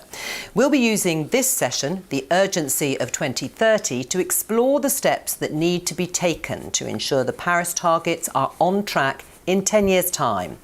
That's not just the action required by governments, but also by businesses and our good selves, consumers and citizens of the planet. To do all this, I'm joined by a stellar panel. A warm welcome to Dr. Gro Harlem Brundtland, who has been Prime Minister of Norway not once, not twice, but 3 times. Gro Harlem is currently a member of the Elders, an independent group of global leaders working together for peace, justice and human rights. Nancy Sage, who is the Chief Climate Change Expert at the European Investment Bank. And Shamina Singh. Shamina is the Executive Vice President of Corporate Sustainability at MasterCard. She's also founder and president of their Centre for Inclusive Growth. Welcome to all of you, and it's great to have you here. And welcome to our audience around the world. If you would like to join the conversation or help share the word today, please do get involved on social media using the hashtag From Paris to 2030. Now, before we begin, over to Ambroise Fayella, Vice President of the European Investment Bank, who can tell us about the EIB climate survey being released today. The new EIB climate survey we are releasing today found that a large majority of citizens, whether in Europe, China, or the United States, say that climate change is having an impact on their everyday life. Climate change is no longer an abstract concept for many people. They understand the stakes, in particular the young generation. The EIB climate survey found that while in 2019 climate change was the first challenge for the Europeans, it has slipped down the list of priorities now behind the COVID-19 pandemic, unemployment and the financial crisis. This is of course understandable, given the immediacy of the crisis at hand. However, we need to make sure that people in general and decision makers in particular do not lose sight of the long-term challenges. We have to tackle the COVID-19 pandemic and its social and economic consequences, but we must not add to the climate and other environmental problems while doing that. In fact, these issues are related. The majority of Europeans demand a green recovery when building back our economies. At the same time, the goals of the Paris Agreement remain within reach, with the EU, China, Japan, South Korea, and the US President-elect, 2/3 of the world economy, responsible for over 50% of global greenhouse gas emissions, have pledged to become climate neutral by mid-century or soon after. But pledging is not enough.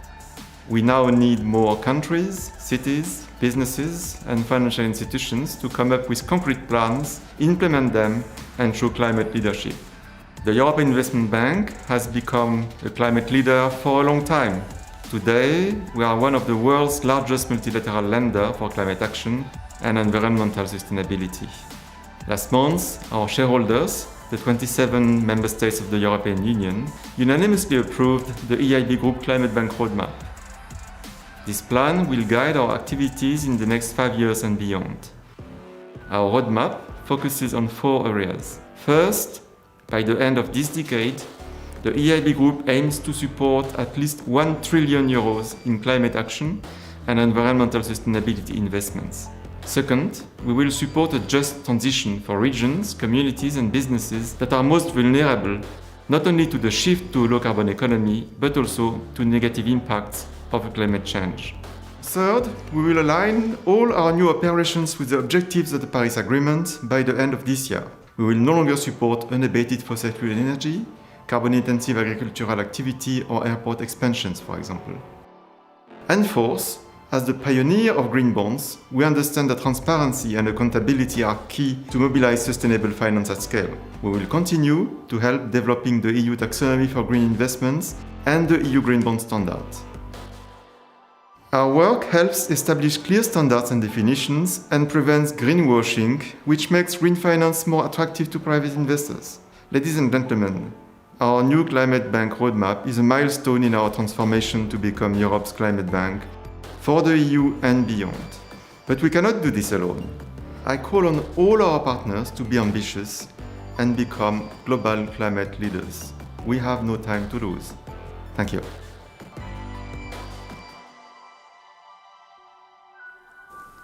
Ambroise Fayella there, Vice President of the European Investment Bank. Time to talk to our panel. Gru, can I start with you? And the name of this session is called The Urgency of 2030. Why are the next 10 years, in your mind, so important? Well, when we calculate what will happen, even according to the pledges that have been made, this is not sufficient. And we also know that several of the countries have not pursued to the extent they have promised, according to the national plans that they have developed. So, even I have seen now my own country, Norway, is lagging behind what is necessary to reach 2030. And that's a progressive country that has been active in the environmental area. So we need to increase the pace and change the policies now urgently. Right, and actually a reflection of that, Nancy, the IPCC say that to stop temperatures rising more than 1.5 Celsius from pre-industrial levels, in many ways seen as a sort of best case scenario benchmark, we'll have to cut CO2 emissions by 45% in the next decade. So can you just talk us through what that will mean for the economy if we don't manage to cut them by that level? Yes, thank you very much. Well, I think we do need to face up to the fact that this is the critical decade. And it's called that because of the very many reports that have been coming out showing us that we've really left it very late. And we have this 10 years to really make a huge difference. We've just, in fact, had this year's new UNEP GAP report. But UNEP GAP report last year in 2019 highlighted that if we were going to stay below 1.5 degrees, we really needed to cut emissions, I think they said by 50%. But anyway, either way, by a large amount. So it's heartening to see Europe working towards hopefully approving very soon a plan to reduce emissions by 55 to 60%. Many others have settled with figures around that level. And what that really means is that there has to be transformation starting right from now. It means that we can no longer avoid really rolling out low carbon solutions as widely as we possibly can, for example, in transport, in power generation. And we have to stop using public funds for things that are really still causing the problem unless there's an overriding humanitarian reason for it. And I think it also means that we have to really put a lot more support into innovation and research and development of new technologies. We're going to need a lot of new solutions, and we don't have them all yet. And we're going to need them really within the decade. So a big economic investment in research and development, including really quite blue sky, as well as, rollout of new technologies. I think those are some of the things. Shamina, listening there to both Nancy and Gru having sort of set out the challenge, if you like, and the progress that will need to be made over the next 10 years, do you think companies realise the scale of the action that is actually necessary over the next decade? Well, thanks again for having me. I can't speak for all companies, but I will tell you that as the previous two speakers said, and reading the report that just came out this morning, it's actually pretty alarming that even with the pandemic, where we have seen significant decrease in environmental impact, it's not nearly enough. And at least from the report this morning, saying that we're still on track to almost hit 3C, which is unacceptable, obviously. And so to the extent that the Gro and Mary have said that it's going to require systemic change, both by banks, absolutely, it's going to require that private sector entities step up in an innovative way, but also a responsible way. And I think by virtue of the fact that a company like MasterCard is even sitting on this panel is part of that solution equation. I mean, we're not necessarily a company maybe known for our carbon emissions necessarily because we're in the digital payment space. But the fact is that even a company like MasterCard can look at our assets look at our how we participate in the solution, and work with other companies as well. So I think it's absolutely essential. Nancy, I mean, on that, as Shamina's saying, it's not perhaps common to have a company like MasterCard there. Does that give you an indication that companies are taking it seriously? I think they are. And I think that there are leaders and there are followers. And we see more leaders all the time. The difficulty really is to make sure that those leaders really have the ambition level that we need, because there are many ways that companies can announce plans to decarbonize. There are many ways they can announce targets, but really what we need is sort of to put these plans into action and to see real changes happening from now. I think many companies have realized that, but I think a lot are still promising to do something in the future. And really the future is now, as we saw from the reports, not only the IPCC 1.5 degrees report, also if you look at the World Economic Forum global risk report from the beginning of this year, they highlighted the top 5 risks to the global economy being environmental and climate. So this is not something that's happening in a few years. And I do think there's quite a lot of companies that still haven't really woken up to the speed of change that's going to be needed and are perhaps not preparing for that. And one would hope that their investors and their shareholders are starting to ask them, how they're going to be prepared for that, because it is certainly going to be a very rapid change. Right. Well, Shamina, just listening to that, do you think there really is the will to do something, not just perhaps come on a panel like this, not perhaps just to talk about it, but to actually take the action now?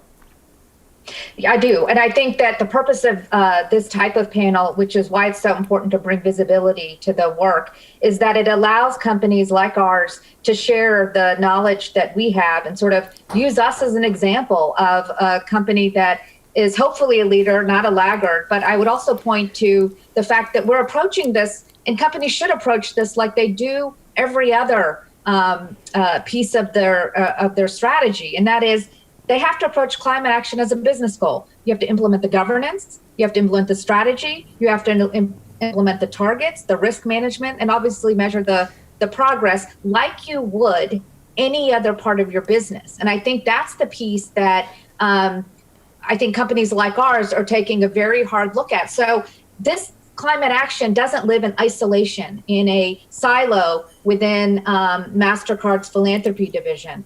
The strategy is a strategy of investment across the company. But I could also point to the announcement today from the Vatican that the Council for Inclusive Capitalism, 25 CEOs just signed up to sort of unite and join forces to become guardians of climate action and inclusive growth. And so I do think that there are unlikely partners coming together in unlikely places, but with a united theme of approaching climate action as a business goal with a business mindset. Okay, Gru, we've talked a little bit here about companies and business and what needs to be done to achieve some of the goals that have been set out. But what about governments? Because many people around the world will have seen how able governments have been to step in with this pandemic and spend vast amounts of money and also obviously move towards a vaccine very quickly. What are the parallels and lessons, if there are any,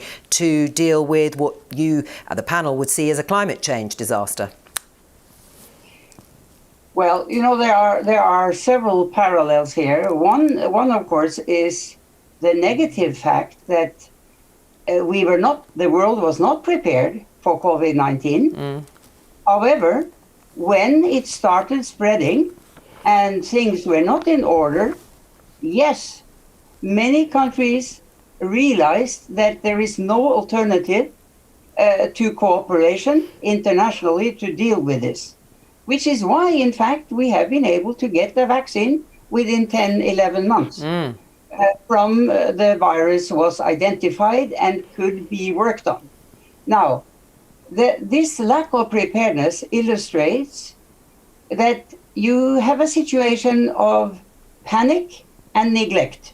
When a health emergency has been there, countries deal with it, and then they go back to the old times and hope it will not happen again in their time. We have a climate situation and sustainable development goals that are going to be a long-term commitment if we are going to survive and leave our planet to future generations in a shape that they can live with. So the present generations and those who are in leadership today in governments, they must not forget that the climate issue is not over in 21 or 22, which maybe we can get rid of COVID, but the climate issue is there. And you are right to ask about governments, because as I was listening to my two panelist colleagues here, I was thinking they are explaining why and the fact that many companies may put targets and commitments into their plans. And I know that more than 5 or 10 years ago, they do it seriously. However, we see that many governments are lagging behind. They are not taking the policy decisions that they need to do quickly, immediately, in the next coming budget. You know, this is not something that can be left for future politicians. It's now, and we are behind in carrying through the Paris Agreement goals. So the NDCs, which now are going to be revised, have to be much more ambitious from governments than the present situation. And it's the question of implementation.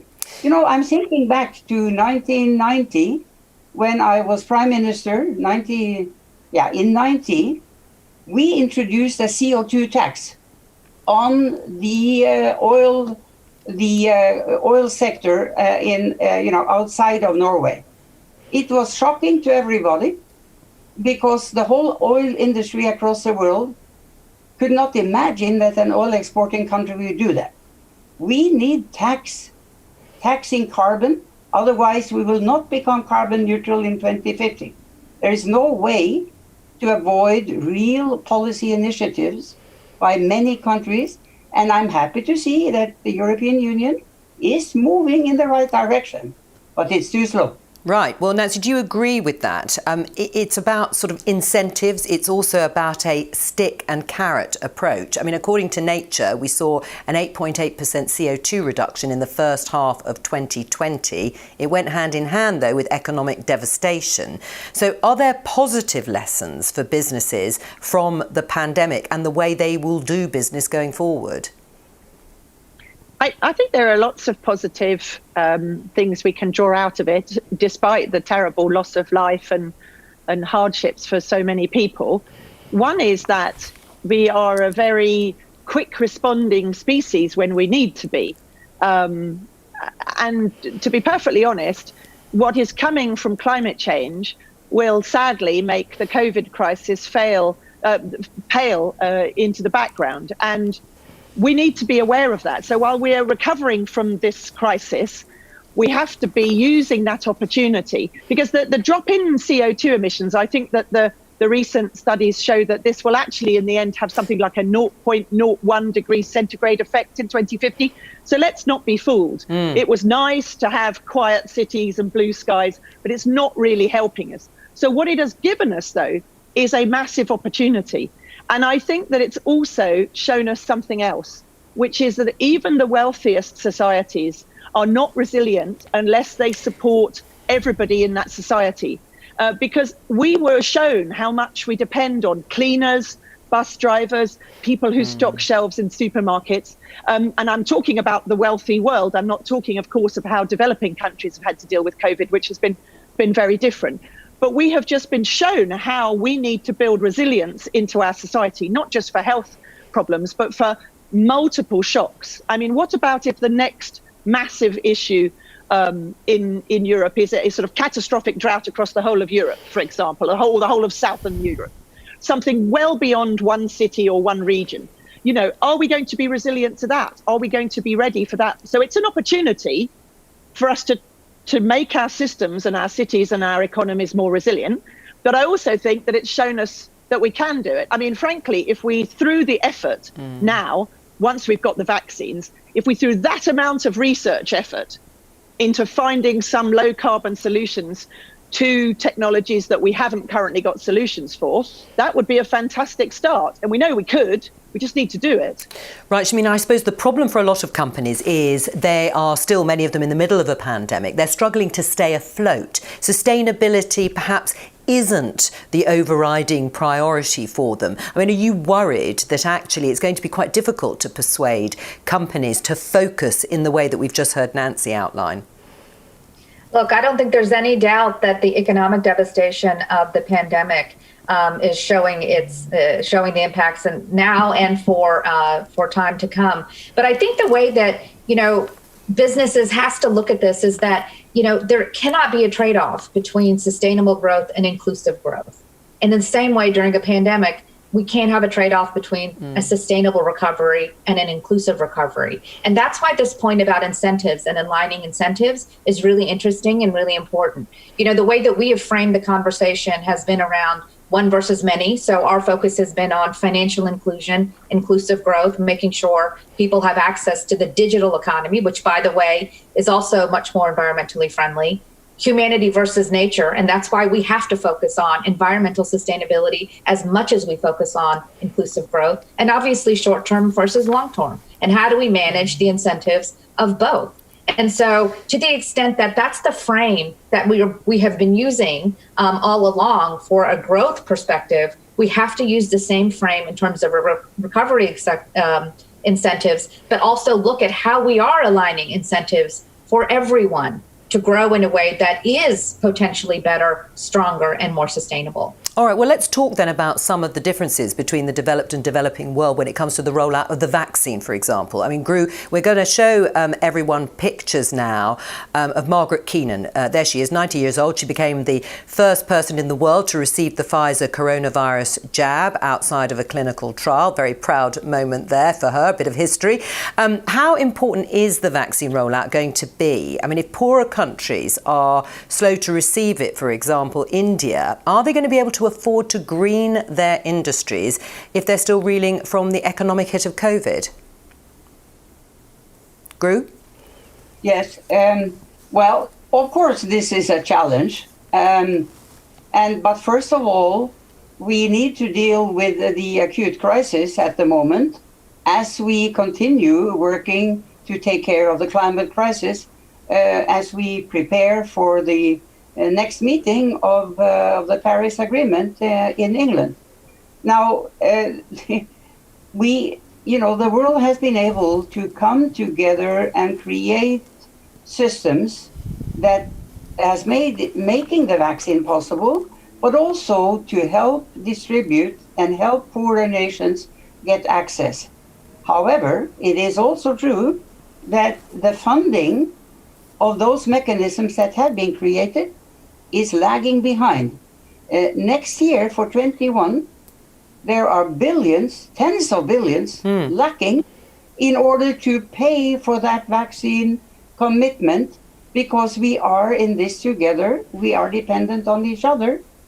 And, a country like India will have problems dealing with that, and the funding has to come from a solidarity perspective, and we need to step forward on that as well. Now, I just saw that in India, there is now a lot of aggression, and demonstrations going on from farmers in India, because they are now suffering from COVID, and the whole system is really suffering from the social consequences of the COVID-19. So I think we are right to say, yes, we certainly need to collaborate in order to deal with both the climate crisis and the COVID crisis, because we cannot choose one of them. Otherwise, we will all have the consequences, living the consequences together. No rich country can get away from the consequences of either COVID nor the climate crisis. Right, Shamina, you were nodding there as Gru was talking, but the example of farmers in India is quite a sort of potent symbol, if you like, of people who are suffering as a result of COVID. And sort of sustainability, however important it is in the minds of many leaders and many businesses, is just not going to be their priority. How do you change that? Well, hold on a second, because I think that ag and farmers actually, the food security is absolutely essential to this conversation as well. And so to the extent that, look, the hardest hit are always the hardest hit. So unfortunately, marginalized communities, regardless of where you live in the world, are always the ones who face and suffer the consequences first and foremost. And so, so I think that this is a way that, again, disproportionately, marginalized communities are impacted not only by the COVID epidemic, and the economic impacts, but by the climate epidemic. The issue around vaccines, again, I think it's interesting because, again, as Gru said, the governments have an obligation and an opportunity, frankly, to distribute these vaccines equitably. But there's also a place where business has to think differently too. We joined. The Gates Foundation started something probably 5 days into the epidemic, looking at trying to develop therapeutics at scale quickly. We joined that effort as the first private sector entity to join that effort with a $25 million commitment. It's because our purpose was to make sure that, because we knew that whatever vaccine was developed, whatever therapeutic was developed, unless there was incentives or unless there was a focus on equitable distribution, we would see this unfortunately familiar anomaly of countries racing to not work together, but we have to encourage an integration. And so again, it's not a place where MasterCard would have normally put our money or our incentives, but it was sort of like, and we can't succeed as a business in a failing world, and nobody else can either. So we have to think differently and do things in a new way. Right. Well, Nancy, how do you do that then with businesses and also investment opportunities if you are trying to do something like distribute a vaccine equitably? Well, I think that distributing a vaccine, there are various ways. I mean, obviously there is philanthropy, but that's only going to be a drop in the ocean. I think that governments, through their development aid, have to really step up. And I think it's both an aid necessity, a humanitarian necessity, but it's also an economic necessity. Everybody's supply chains are very widely spread. And I think that we found through a number of extreme weather events, for example, in Asia, that businesses very quickly grind to a halt in Europe. And that's because one particular part or component was actually held up there because of the extreme weather. And I think it's going to be the same from the COVID point of view. We need to do this for ourselves, but we also need to do it really to make sure that the whole of humanity can step away from this crisis. And one of the reasons for that is that if we're going to address the climate crisis, and I would add the biodiversity crisis to that, because, if we don't focus also on the fact that we've been basically destroying our environment that we depend on. I mean, the World Wildlife Fund report last November showed that I think something like 60 to 70% of biodiversity has been lost in the last sort of 46 years. This is enormous. And I mean, we are one species in an ecosystem on this planet. So whatever we're doing, we have to remember both the climate and the environmental crisis. But I think that what we've seen is that if we try and do that without thinking about people, we're not going to succeed. And we need to think about all the people, because as I said, our resilience depends on all, including perhaps the least well-paid and the people who are doing jobs that perhaps were not appreciated until we needed them. So I think that one of the things that can be done by governments as well in this green recovery is to look at where there are win-win investment opportunities and where subsidies and government incentives can be put where we not only create new jobs, but create green new jobs. And there's many, many opportunities that I think that could be done. And I'm sure there are companies waiting to take up those opportunities. Well, Gru, you mentioned earlier something that you did when you were Prime Minister that probably was unpopular with various sections of industry, but you went ahead and did it, and that was your CO2 tax on the petroleum industry. Is there now a win-win situation for something similar being done by other countries? I mean, is there any excuse now in your mind for government subsidising their fossil fuel industries? Absolutely not. It has not been something that you reasonably could do over the last 20 or more years. We have known that subsidizing fossil fuels is the worst thing you can do. And there are other ways to distribute between different groups in a population, you know, by taxation systems, by direct payment systems. You don't need to subsidize fossil fuels in order to share, you know, the benefits for development and so on. This is wrong. It should never happen anymore. And as I said, you need tax systems that address the issue that pollution, you have to pay if you pollute.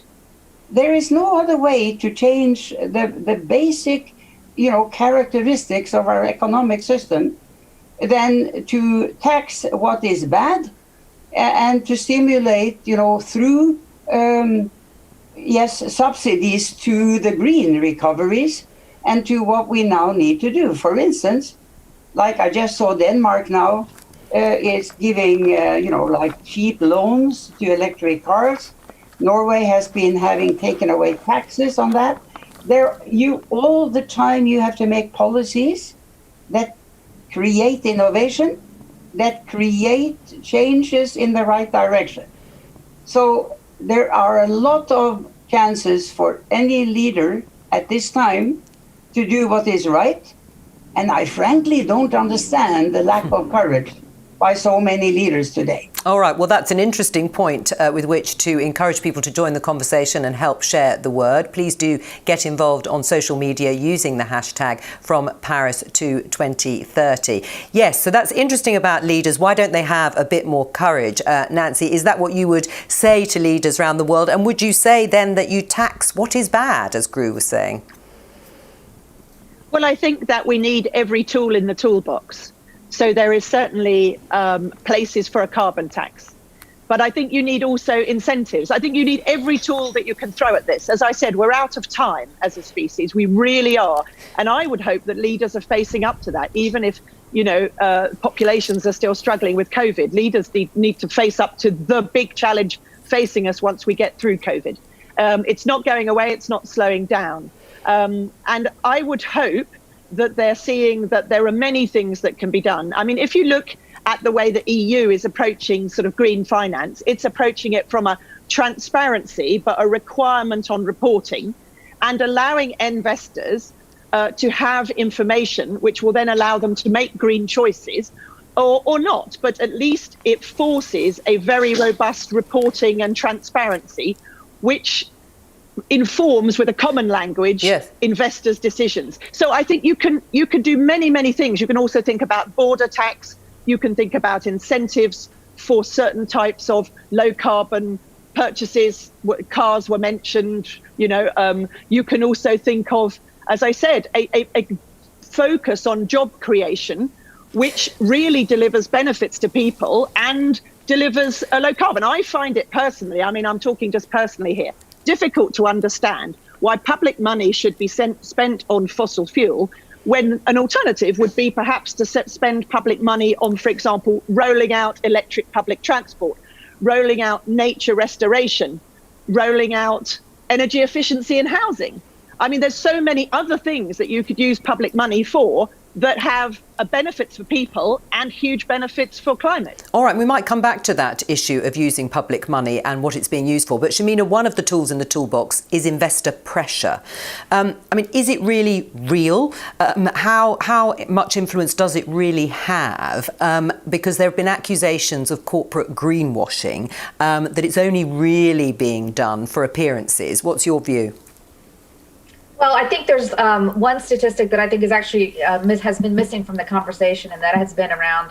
It's all the conversation is really focused on the top down in terms of leadership, government, private sector. I actually think that the movement might be coming from consumers and citizens, or from the ground up. You know, in this latest report today, it said 2/3 of emissions come from private households, and so I think there is this piece around consumer engagement that I think would be something that, you know, we should also think very hard about. You know, we started this thing called the Prices Planet Coalition because MasterCard, for instance, has access to 3 billion consumers via our cards network. We're in 210 markets. Can you imagine if other companies who had similar access to consumers started to work together to figure out how do we incentivize, educate consumers on their purchasing power and their buying habits, and how do we help them empower each other to also engage in the solution? And so just to talk a minute about that, because I actually think it's important. We have, you know, our commitment here is 100 million trees, right? So we've sort of taken on a standard that we're looking at trees because we know that that's something that we have to get done. But it also gives a platform for right now 30 big companies, everybody from HSBC to the Metropolitan Transit Authority, to come together to say, how are we going to use our platforms to encourage consumers to make decisions that help the environment? That's what our customers are asking us for, by the way. Okay. So as you're pointing out, investors are, to be sure, but also our customers. Well, so I think this has to be a top-down and bottom-up strategy. Well, what do you think about that, Gru? Are we in danger of ignoring the power of the consumer and the customer, or will it take too long, in your mind, in terms of completely changing or transforming people's sort of attitudes, views, and investment opportunities? You know, most of us live in democracies, and people are consumers, and they are voters. They have an opinion. And if they have access to information and not misinformation, then they will also act accordingly. Many will. So consumers are absolutely essential. You know, we are in a partnership situation between people across the board in every country. Young people are raising up and, you know, pointing upwards, not just to leaders, but to the older generations, and asking them, why on earth did you not do more before? You have known for decades we are in danger. So young people are now standing up, and they are consumers. They are the new generations. They are the ones to suffer when we in these generations are not doing what is necessary. So we are absolutely, you know, in a total world situation where everyone counts. What everyone does counts, what they do privately, how they go together to push certain issues that they believe in. And so this is part of an acting democracy to try to make the right change. Well, interestingly, Nancy, the EIB survey launched today says over 70% of Europeans say their life is already impacted by climate change. You gave some examples earlier on. So what are the things in your mind that those European businesses who are worried about it can do immediately? Well, there's so many things. I think one thing that I would say to any small business or indeed any household is there are some things that can be changed quite easily without massively changing what you do. I mean, one thing, for example, is to look at your supply of your power. There are so many, in most European countries, for example, there are options to have renewable energy as an option in your power supply. And I think that if that choice was made by the great majority of households and small businesses, you'd suddenly find that driving the demand for renewable energy sort of from the other end, as it were, from the sort of, as you said, the high level requirements. Another thing that can be done is very much to look at, you know, the whole gamut of things where you might not be paying sufficient attention. I call it looking at your ESG, your environmental and social governance, and asking whether it's fit for the future. So you may have good ESG, but is it really ready for the future? For example, have you thought about where your business is vulnerable to climate change. You know, do you have all your computers and your stock in the basement of your building? Are you in a flood area? I heard a program recently on the radio in the UK showing how many apartments and buildings that were built in the last 10 years are actually overheating already in UK summers. So again, businesses can think, is my building going to be not only well insulated, could I invest in that, but is it actually going to be well enough ventilated that my people, my staff can continue to work there if it's an extremely hot summer? So I think looking at resilience, looking at the power supply, looking at the vehicles, what vehicles, can you replace vehicles with electric or hybrid vehicles? I think there's many things, and they're quite similar to what households can do. And the last thing, which I think every household and every business could do, is take account of the emissions that you've actually caused and then compensate them. You may not go out and plant trees, but MasterCard's fantastic example about the 100 million trees is a very good example. But there are many civil society, forestry sort of NGOs that are out there where you can give them money and they plant trees for you. And that's something that any household and any business can do. And we at the EIB, we do that. We calculate the emissions from our travel and our buildings. And then we give money to an organization that compensates by, you know, restoring biodiversity. And actually also the one we use also supports local livelihoods. Okay. So there's lots to be done. Well, there are lots of suggestions there, and certainly for companies and businesses. But you mentioned households. I mean, Gru, if the suggestion is everyone should throw out their gas boiler and everyone should be driving, if they're going to be driving at all, an electric car, but the infrastructure perhaps isn't there. There aren't enough charging points, or perhaps with your gas boiler, you've only just had it fitted in the last few years. Is it realistic to expect people to make those sorts of drastic changes as they might see it at a grassroots level in the next 5 to 10 years?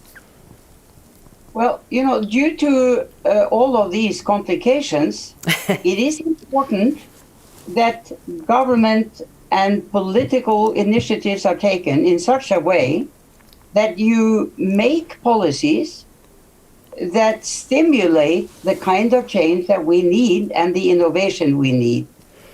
You don't get renewable energy to be cost effective and spreading around unless you reduce the value of coal and oil by taxing it. You know, this is what has been happening. Why have we had solar and other renewables increasing so dramatically over the last 10 years or so? Also because of the long-term consequences of coal and oil. So, and the policies that have been put in place. And the industries who were looking at this and looking 10, 20 years ahead, they will see that the global zero target will lead to necessary investments in renewable energy, because we are all dependent on energy. The question is, what kind of energy? And so, again, it's a question of policies and working with, of course, the private industry, and by research and incentivizing those kinds of research initiatives that can find new solutions. You know, Norway just put in its last budget a large, $1 billion of euros to make a project to reduce the emissions from the cement industry in southern Norway by helping finance a carbon capture and storage project. Why? Because in order for Norway to fulfill its commitments and to help invest into areas where the world can benefit, this is worth government subsidy. And that's what's happening. And we need to work together in partnership between the private and government sector in order to get to the kinds of solutions that our other panelists are talking about here. Okay. From the private industry and finance. Well, I mean, Shamina, it's only partnerships that we can make this happen. Shamina, do you think your consumers are up for all of those changes in a fairly short space of time? Absolutely. It's been funny.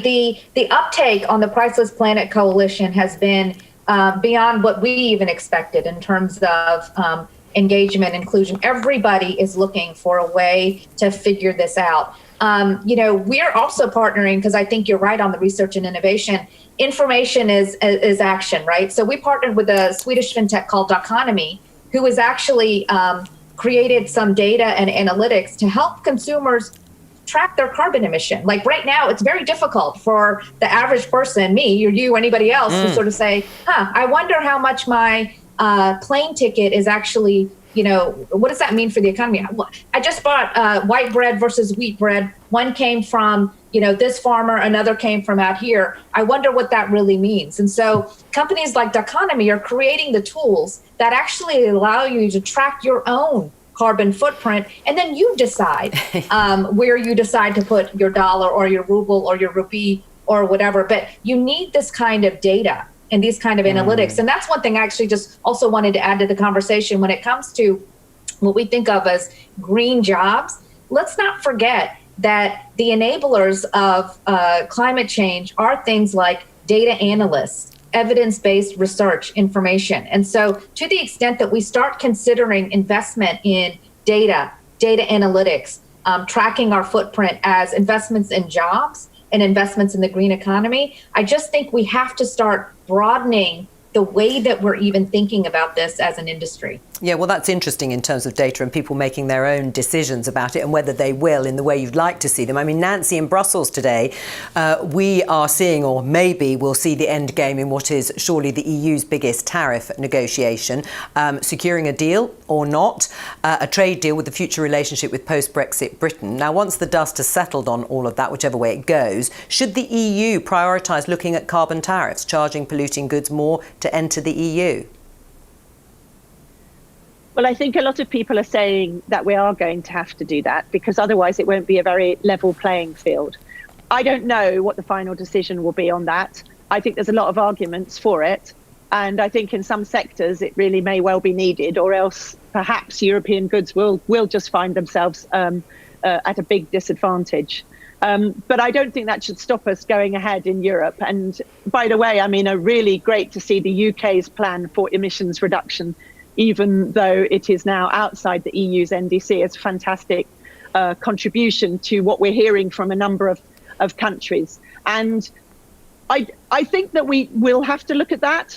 I'm personally not an expert in that area, but I do think that for certain kinds of large global trade, we're going to need those kind of border tariffs to make it at least a reasonably fair playing field. But I also think Gru mentioned about support for emerging technologies.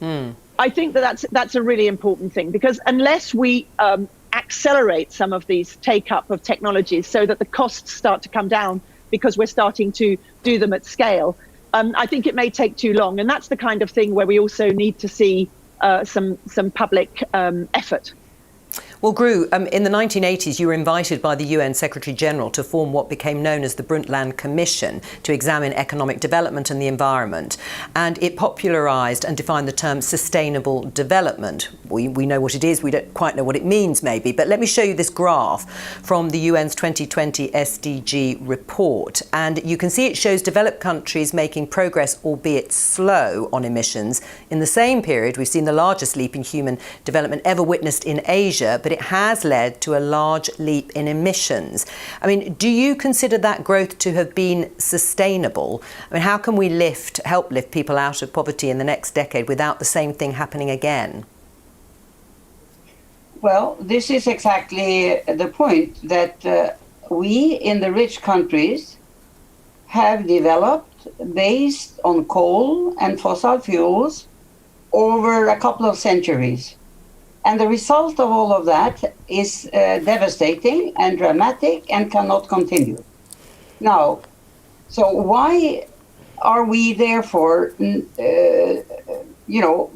obliged to be supporting developing countries in their transition and in their development so that they can start climbing up to our economic level in some way without doing the same thing that we did? They need to be helped to get renewable energy in such a way that their economies can socially and environmentally avoid the kinds of damage that we have done. Which is why we are in this together, and why, as you said in the earlier part here, demonstrating, the 100 billion that the Paris Agreement has decided that rich countries need to contribute to the poorer countries in order to help them have sustainable development and not add further to the climate problem. OK, well, before we go to our journalists, I just want to get a brief word from all of you, starting with you. Shamina, how optimistic are you about rising to the challenge of 2030? Cautiously optimistic, but extremely hopeful if we put the right things in place. Nancy? I am actually optimistic. I'm working for the largest multilateral development bank, and it now has an energy lending policy approved by the great majority of its board last year, which excludes the financing of conventional fossil fuel globally, taking the point that Gru said, helping developing countries leapfrog that. And we really want to focus on renewable. And we also had a unilateral approval of our climate bank roadmap, which is basically, as our vice president said in the video beforehand, committing us to Paris alignment of all of our activities. Now, I see all the MDBs, we're working together, we're all working on this. So I see a real movement at the moment, but we just have to keep the momentum up and not take our foot off the pedal. OK, that's Shamina and Nancy. What about you, Gru? Well, I always tend to be optimistic. I do believe that we can succeed. I believe we will succeed, not least because of increased transparency, increased data, as we have discussed, and the young people standing up and expressing, their views about how we have lost out and lost time. And now we have 10 years, we can do it. All right, let's talk to our journalists. Our first question is from Philip. Philip, tell us your full name and what organisation you work for. Thank you for having me. My name is Philip Isakwa. I am the executive editor of Business AM in Lagos, Nigeria. My question, a major concern with regard to the Paris Agreement for Africa, perhaps more so for Nigeria, Africa's largest economy and the most populous black country on the planet, is the aspect of climate finance. Africa does not feel historically responsible, but has to go along in the quest to save the planet. Yet there aren't enough incentives to ginger Africa. How can climate finance incentives be structured to provide assurances for a continent that does not historically feel fully guilty? Right, interesting question. Nancy? Well, I think that the Paris Agreement obviously tried to cover all these questions of, historical responsibility, but at the same time, with this differentiated responsibility, a kind of common effort to reach the temperature goals. And of course, many of the countries, including, I think, Nigeria, have and are already experiencing the brunt of climate change impacts. So I think it's something where we have to be seen to be making an effort to get more climate finance to African countries, particularly perhaps to those that need it most. And I would say that perhaps one of the problems is not that there's a lack of climate finance, but that we need to actually help climate projects to be developed and help the countries develop their decarbonisation and climate resilience plans, because those long-term plans will then lead to investments. And I can tell you that multilateral development banks are very keen to finance that. I think commercial banks are keen to finance those. And what I think we need is support for countries in their planning so that they can roll out investments over a period of time that are appropriate for each country. Right. I mean, Shamina, do you have sympathy with Philip's question there in terms of, not holding the responsibility in countries like Nigeria, and yet they are being asked to probably take some quite big decisions to cut carbon emissions, and they want some more money? Yeah, I think it's interesting. I mean, a little known fact, I guess, is that the MasterCard Foundation is actually the largest shareholder in MasterCard, the company. And so right now, they're investing over $40 billion in the continent of Africa. And the focus of their work has been on jobs. And I think it's hard to ask countries to make sacrifices unless there are other things as part of the equation that align with those sacrifices. And so to the extent that we're focused on job growth and creating livelihoods and building livelihoods that align with the necessary work of the continent on climate change, but also on inclusive growth, I think is a way to at least have a conversation, maybe not about the finance specifically, but around aligning incentives. Okay, thank you very much for that. Thank you, Philip. Our next questioner, Pedro Friso from Seri in Brazil. Your question. Hi, good afternoon. My name is Pedro Friso. I'm an economist and member of the editorial board of Seri newspaper. I'd like to ask my question to Gru, please. Gru, the conservation of tropical forests is one of the most important actions to tackle climate change and the loss of biodiversity. However, throughout the world, deforestation has dramatically increased during the COVID-19 pandemic, driven mostly by predatory economic activities and land grabbing practices that also affect indigenous and traditional communities' rights. For instance, this is the scenario that we are facing out here in Brazil in 2020 with the rapid increase of the Amazon deforestation. In this sense, what sort of innovative strategies international organizations and the private sector could implement in order to help to reverse the situation in these countries? Thank you very much. Gru. Yeah, well, first of all, I think the Brazilian people chose the wrong government some years ago, which has led to an increased problem of ruining the rainforest and in making it more difficult to stop the devastation from that. Norway and I think also other countries have invested quite considerably due to the importance of the Amazon and other rainforests across the world, not only in Brazil, but certainly in Brazil and in other parts. We have put a lot of money and resources and effort into helping the Brazilian communities to find a way which is sustainable and where you also take care of the local communities that are affected. And Gru. So frankly, this is an example of the importance of democracy and in importance of knowing what is at stake when people go to vote. Because the drama of what's happening in Brazil, I think, is really one of several very bad examples. Although the international community and countries like Norway, that is a donor country, has been helping, it doesn't help when your own policies are wrong. So, Gru, you don't think that situation is going to improve in your mind until there's a change of government? Well, we'll all have to try, and people are trying to help, but it is really a problem. Like in the US, when you had a Trump administration that stepped out from the Paris Agreement and undermined the multilateral system. In Brazil, you have had consequences of not choosing the right type of leader in a very challenging time. Pedro, thank you very much. Let's go to our next questioner. Ryan, tell us where you're from and your question. Hello, my name is Ryan McDonald. I'm a senior editor on climate issues for the Globe and Mail in Canada. It's been a great discussion. We've hit on a number of topics around taxation and carbon tariffs, which is very encouraging. One thing we haven't talked about is carbon markets and COP26. So my question is, how do we prepare the road for COP26 and ensure that we have a functioning global carbon market? Nancy?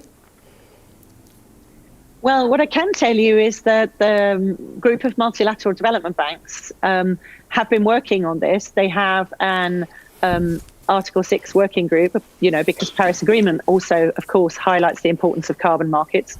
And they are producing a number of outputs in the run-up to the next COP, which we think will help develop these markets much more widely around the globe.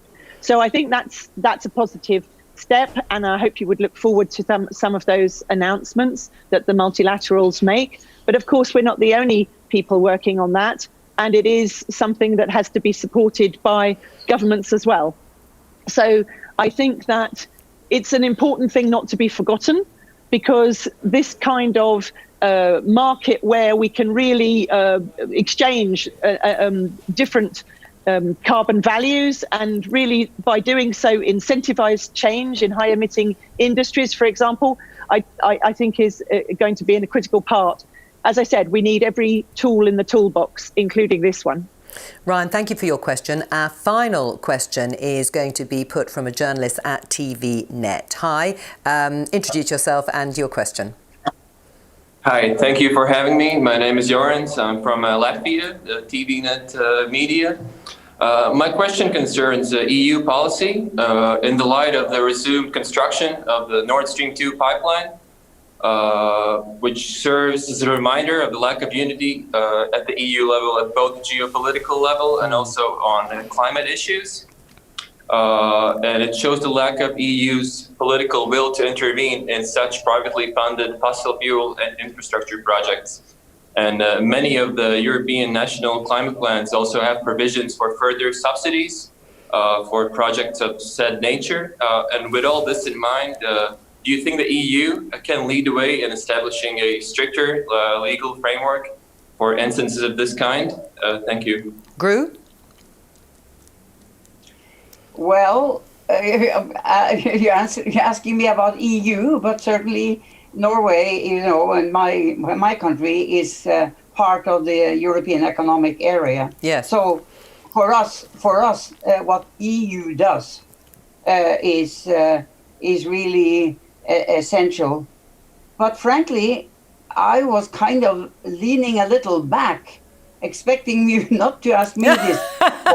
You have to remind me now because of the EU kind of angle, Well, let me go. Let me put it to Nancy, because the EU, obviously, as an entity, speaks with one voice, representing 27 members. Now the UK has left, Nancy, but there is division within the EU. Not all countries are signed up to the sorts of goals that the journalist just outlined.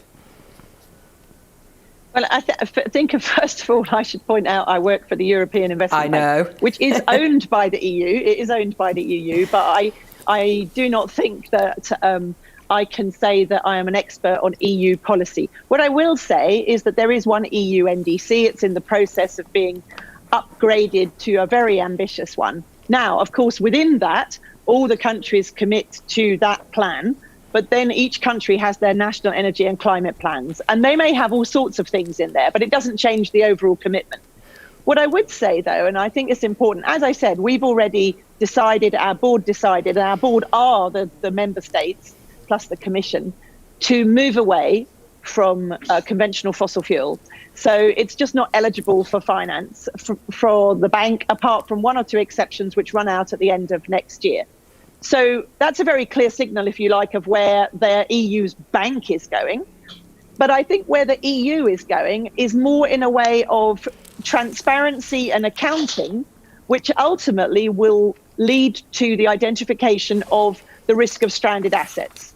And despite the fact that many argue that, for example, gas infrastructure can be used for future low carbon gases, well, the point is, if we have future low carbon gases, we will make them next to where we need them. We will not be bringing them from very far away.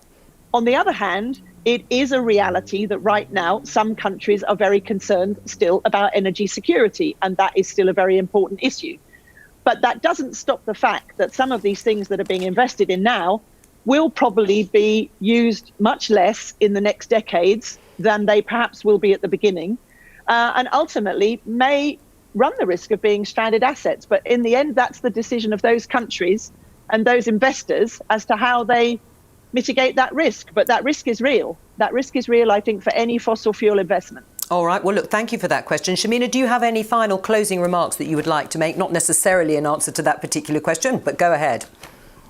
No, I just think the time is now. And I would also just sort of end with saying that inclusive growth and sustainable growth are completely intertwined and have to be thought of together. I would encourage companies who are listening to this to please reach out to us, join the Priceless Planet Coalition, and get involved in what's next. All right, well, there's a plea from you there. Thank you to all of you. It's almost all we have time for. But before we do, it's time for closing remarks from Frans Timmermans of the European Commission Executive, who is Vice President for the European Green Deal. Thank you to my guests again.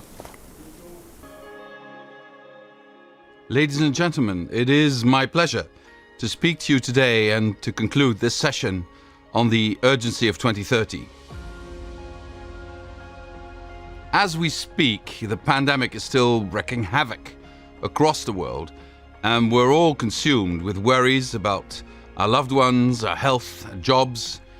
But when it comes to the potential for international climate action, I'm actually rather optimistic. The first year of the European Green Deal has definitely not been an easy one, but the green transition that we had already planned for Europe has now become our roadmap for recovery on top of that. The pandemic dominates day-to-day life, but the climate and biodiversity crises remain a clear danger. The droughts, the wildfires, the floods, storms, the viruses, they're all harbingers of worse to come. This is a reality no one can hide from, and even die-hard fossil fuel fans now admit the end of their bonanza is in sight. There is a simple but fundamental choice to be made. Do we continue on the path we know by growing shareholder dividend on the back of slash and burn economy while poisoning our air, seas and also our lungs? Or are we ready to embark on a new path of sustainable growth in a clean, circular and inclusive economy where health is wealth instead of the tally of GDP indicators? For our recovery from COVID-19, Europe has made that choice. The European Commission is working to make Europe the world's first climate-neutral continent by 2050. When we set our target, we were the first. Now, only 1 year later, global momentum for climate action is growing. China has set for carbon neutrality by 2060. Japan will become climate neutral by 2050, and South Korea carbon neutral. In South Africa, similar ambitious steps are taken. I also look forward to working together with the incoming US administration and my good friend, John Kerry. In the European Union, all of our policies and strategies are driven by our 2050 target. We are working to enshrine this target into law. We challenge everyone to beat us to it. In a global race to zero, everyone's a winner. In the next couple of months, we will prepare the legislation to support our climate targets and deliver regulatory consistency and predictability.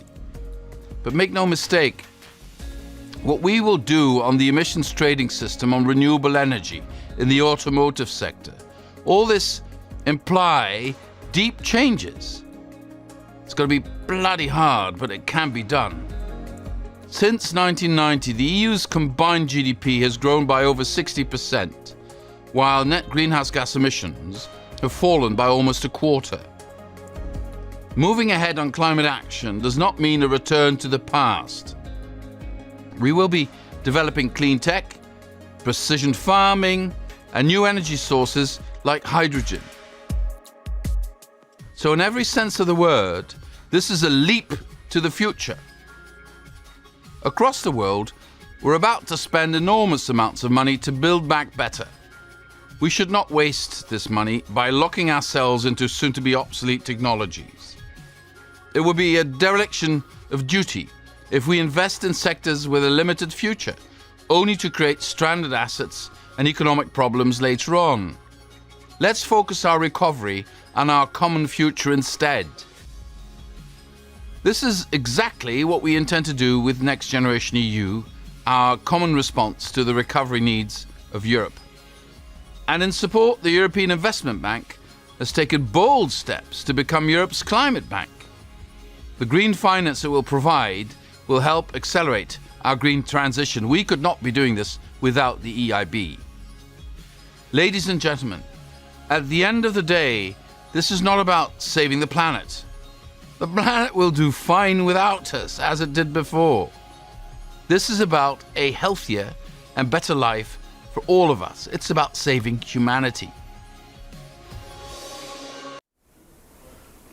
Powerful comments there from Frans Timmermans, but I'm afraid that's all we've got time for. It's not too late, though, to get involved in the conversation on social media using the hashtag From Paris to 2030. And thank you so much to both of our panels. Fascinating discussions with both of them. And to you for watching. From all of us here, though, bye-bye.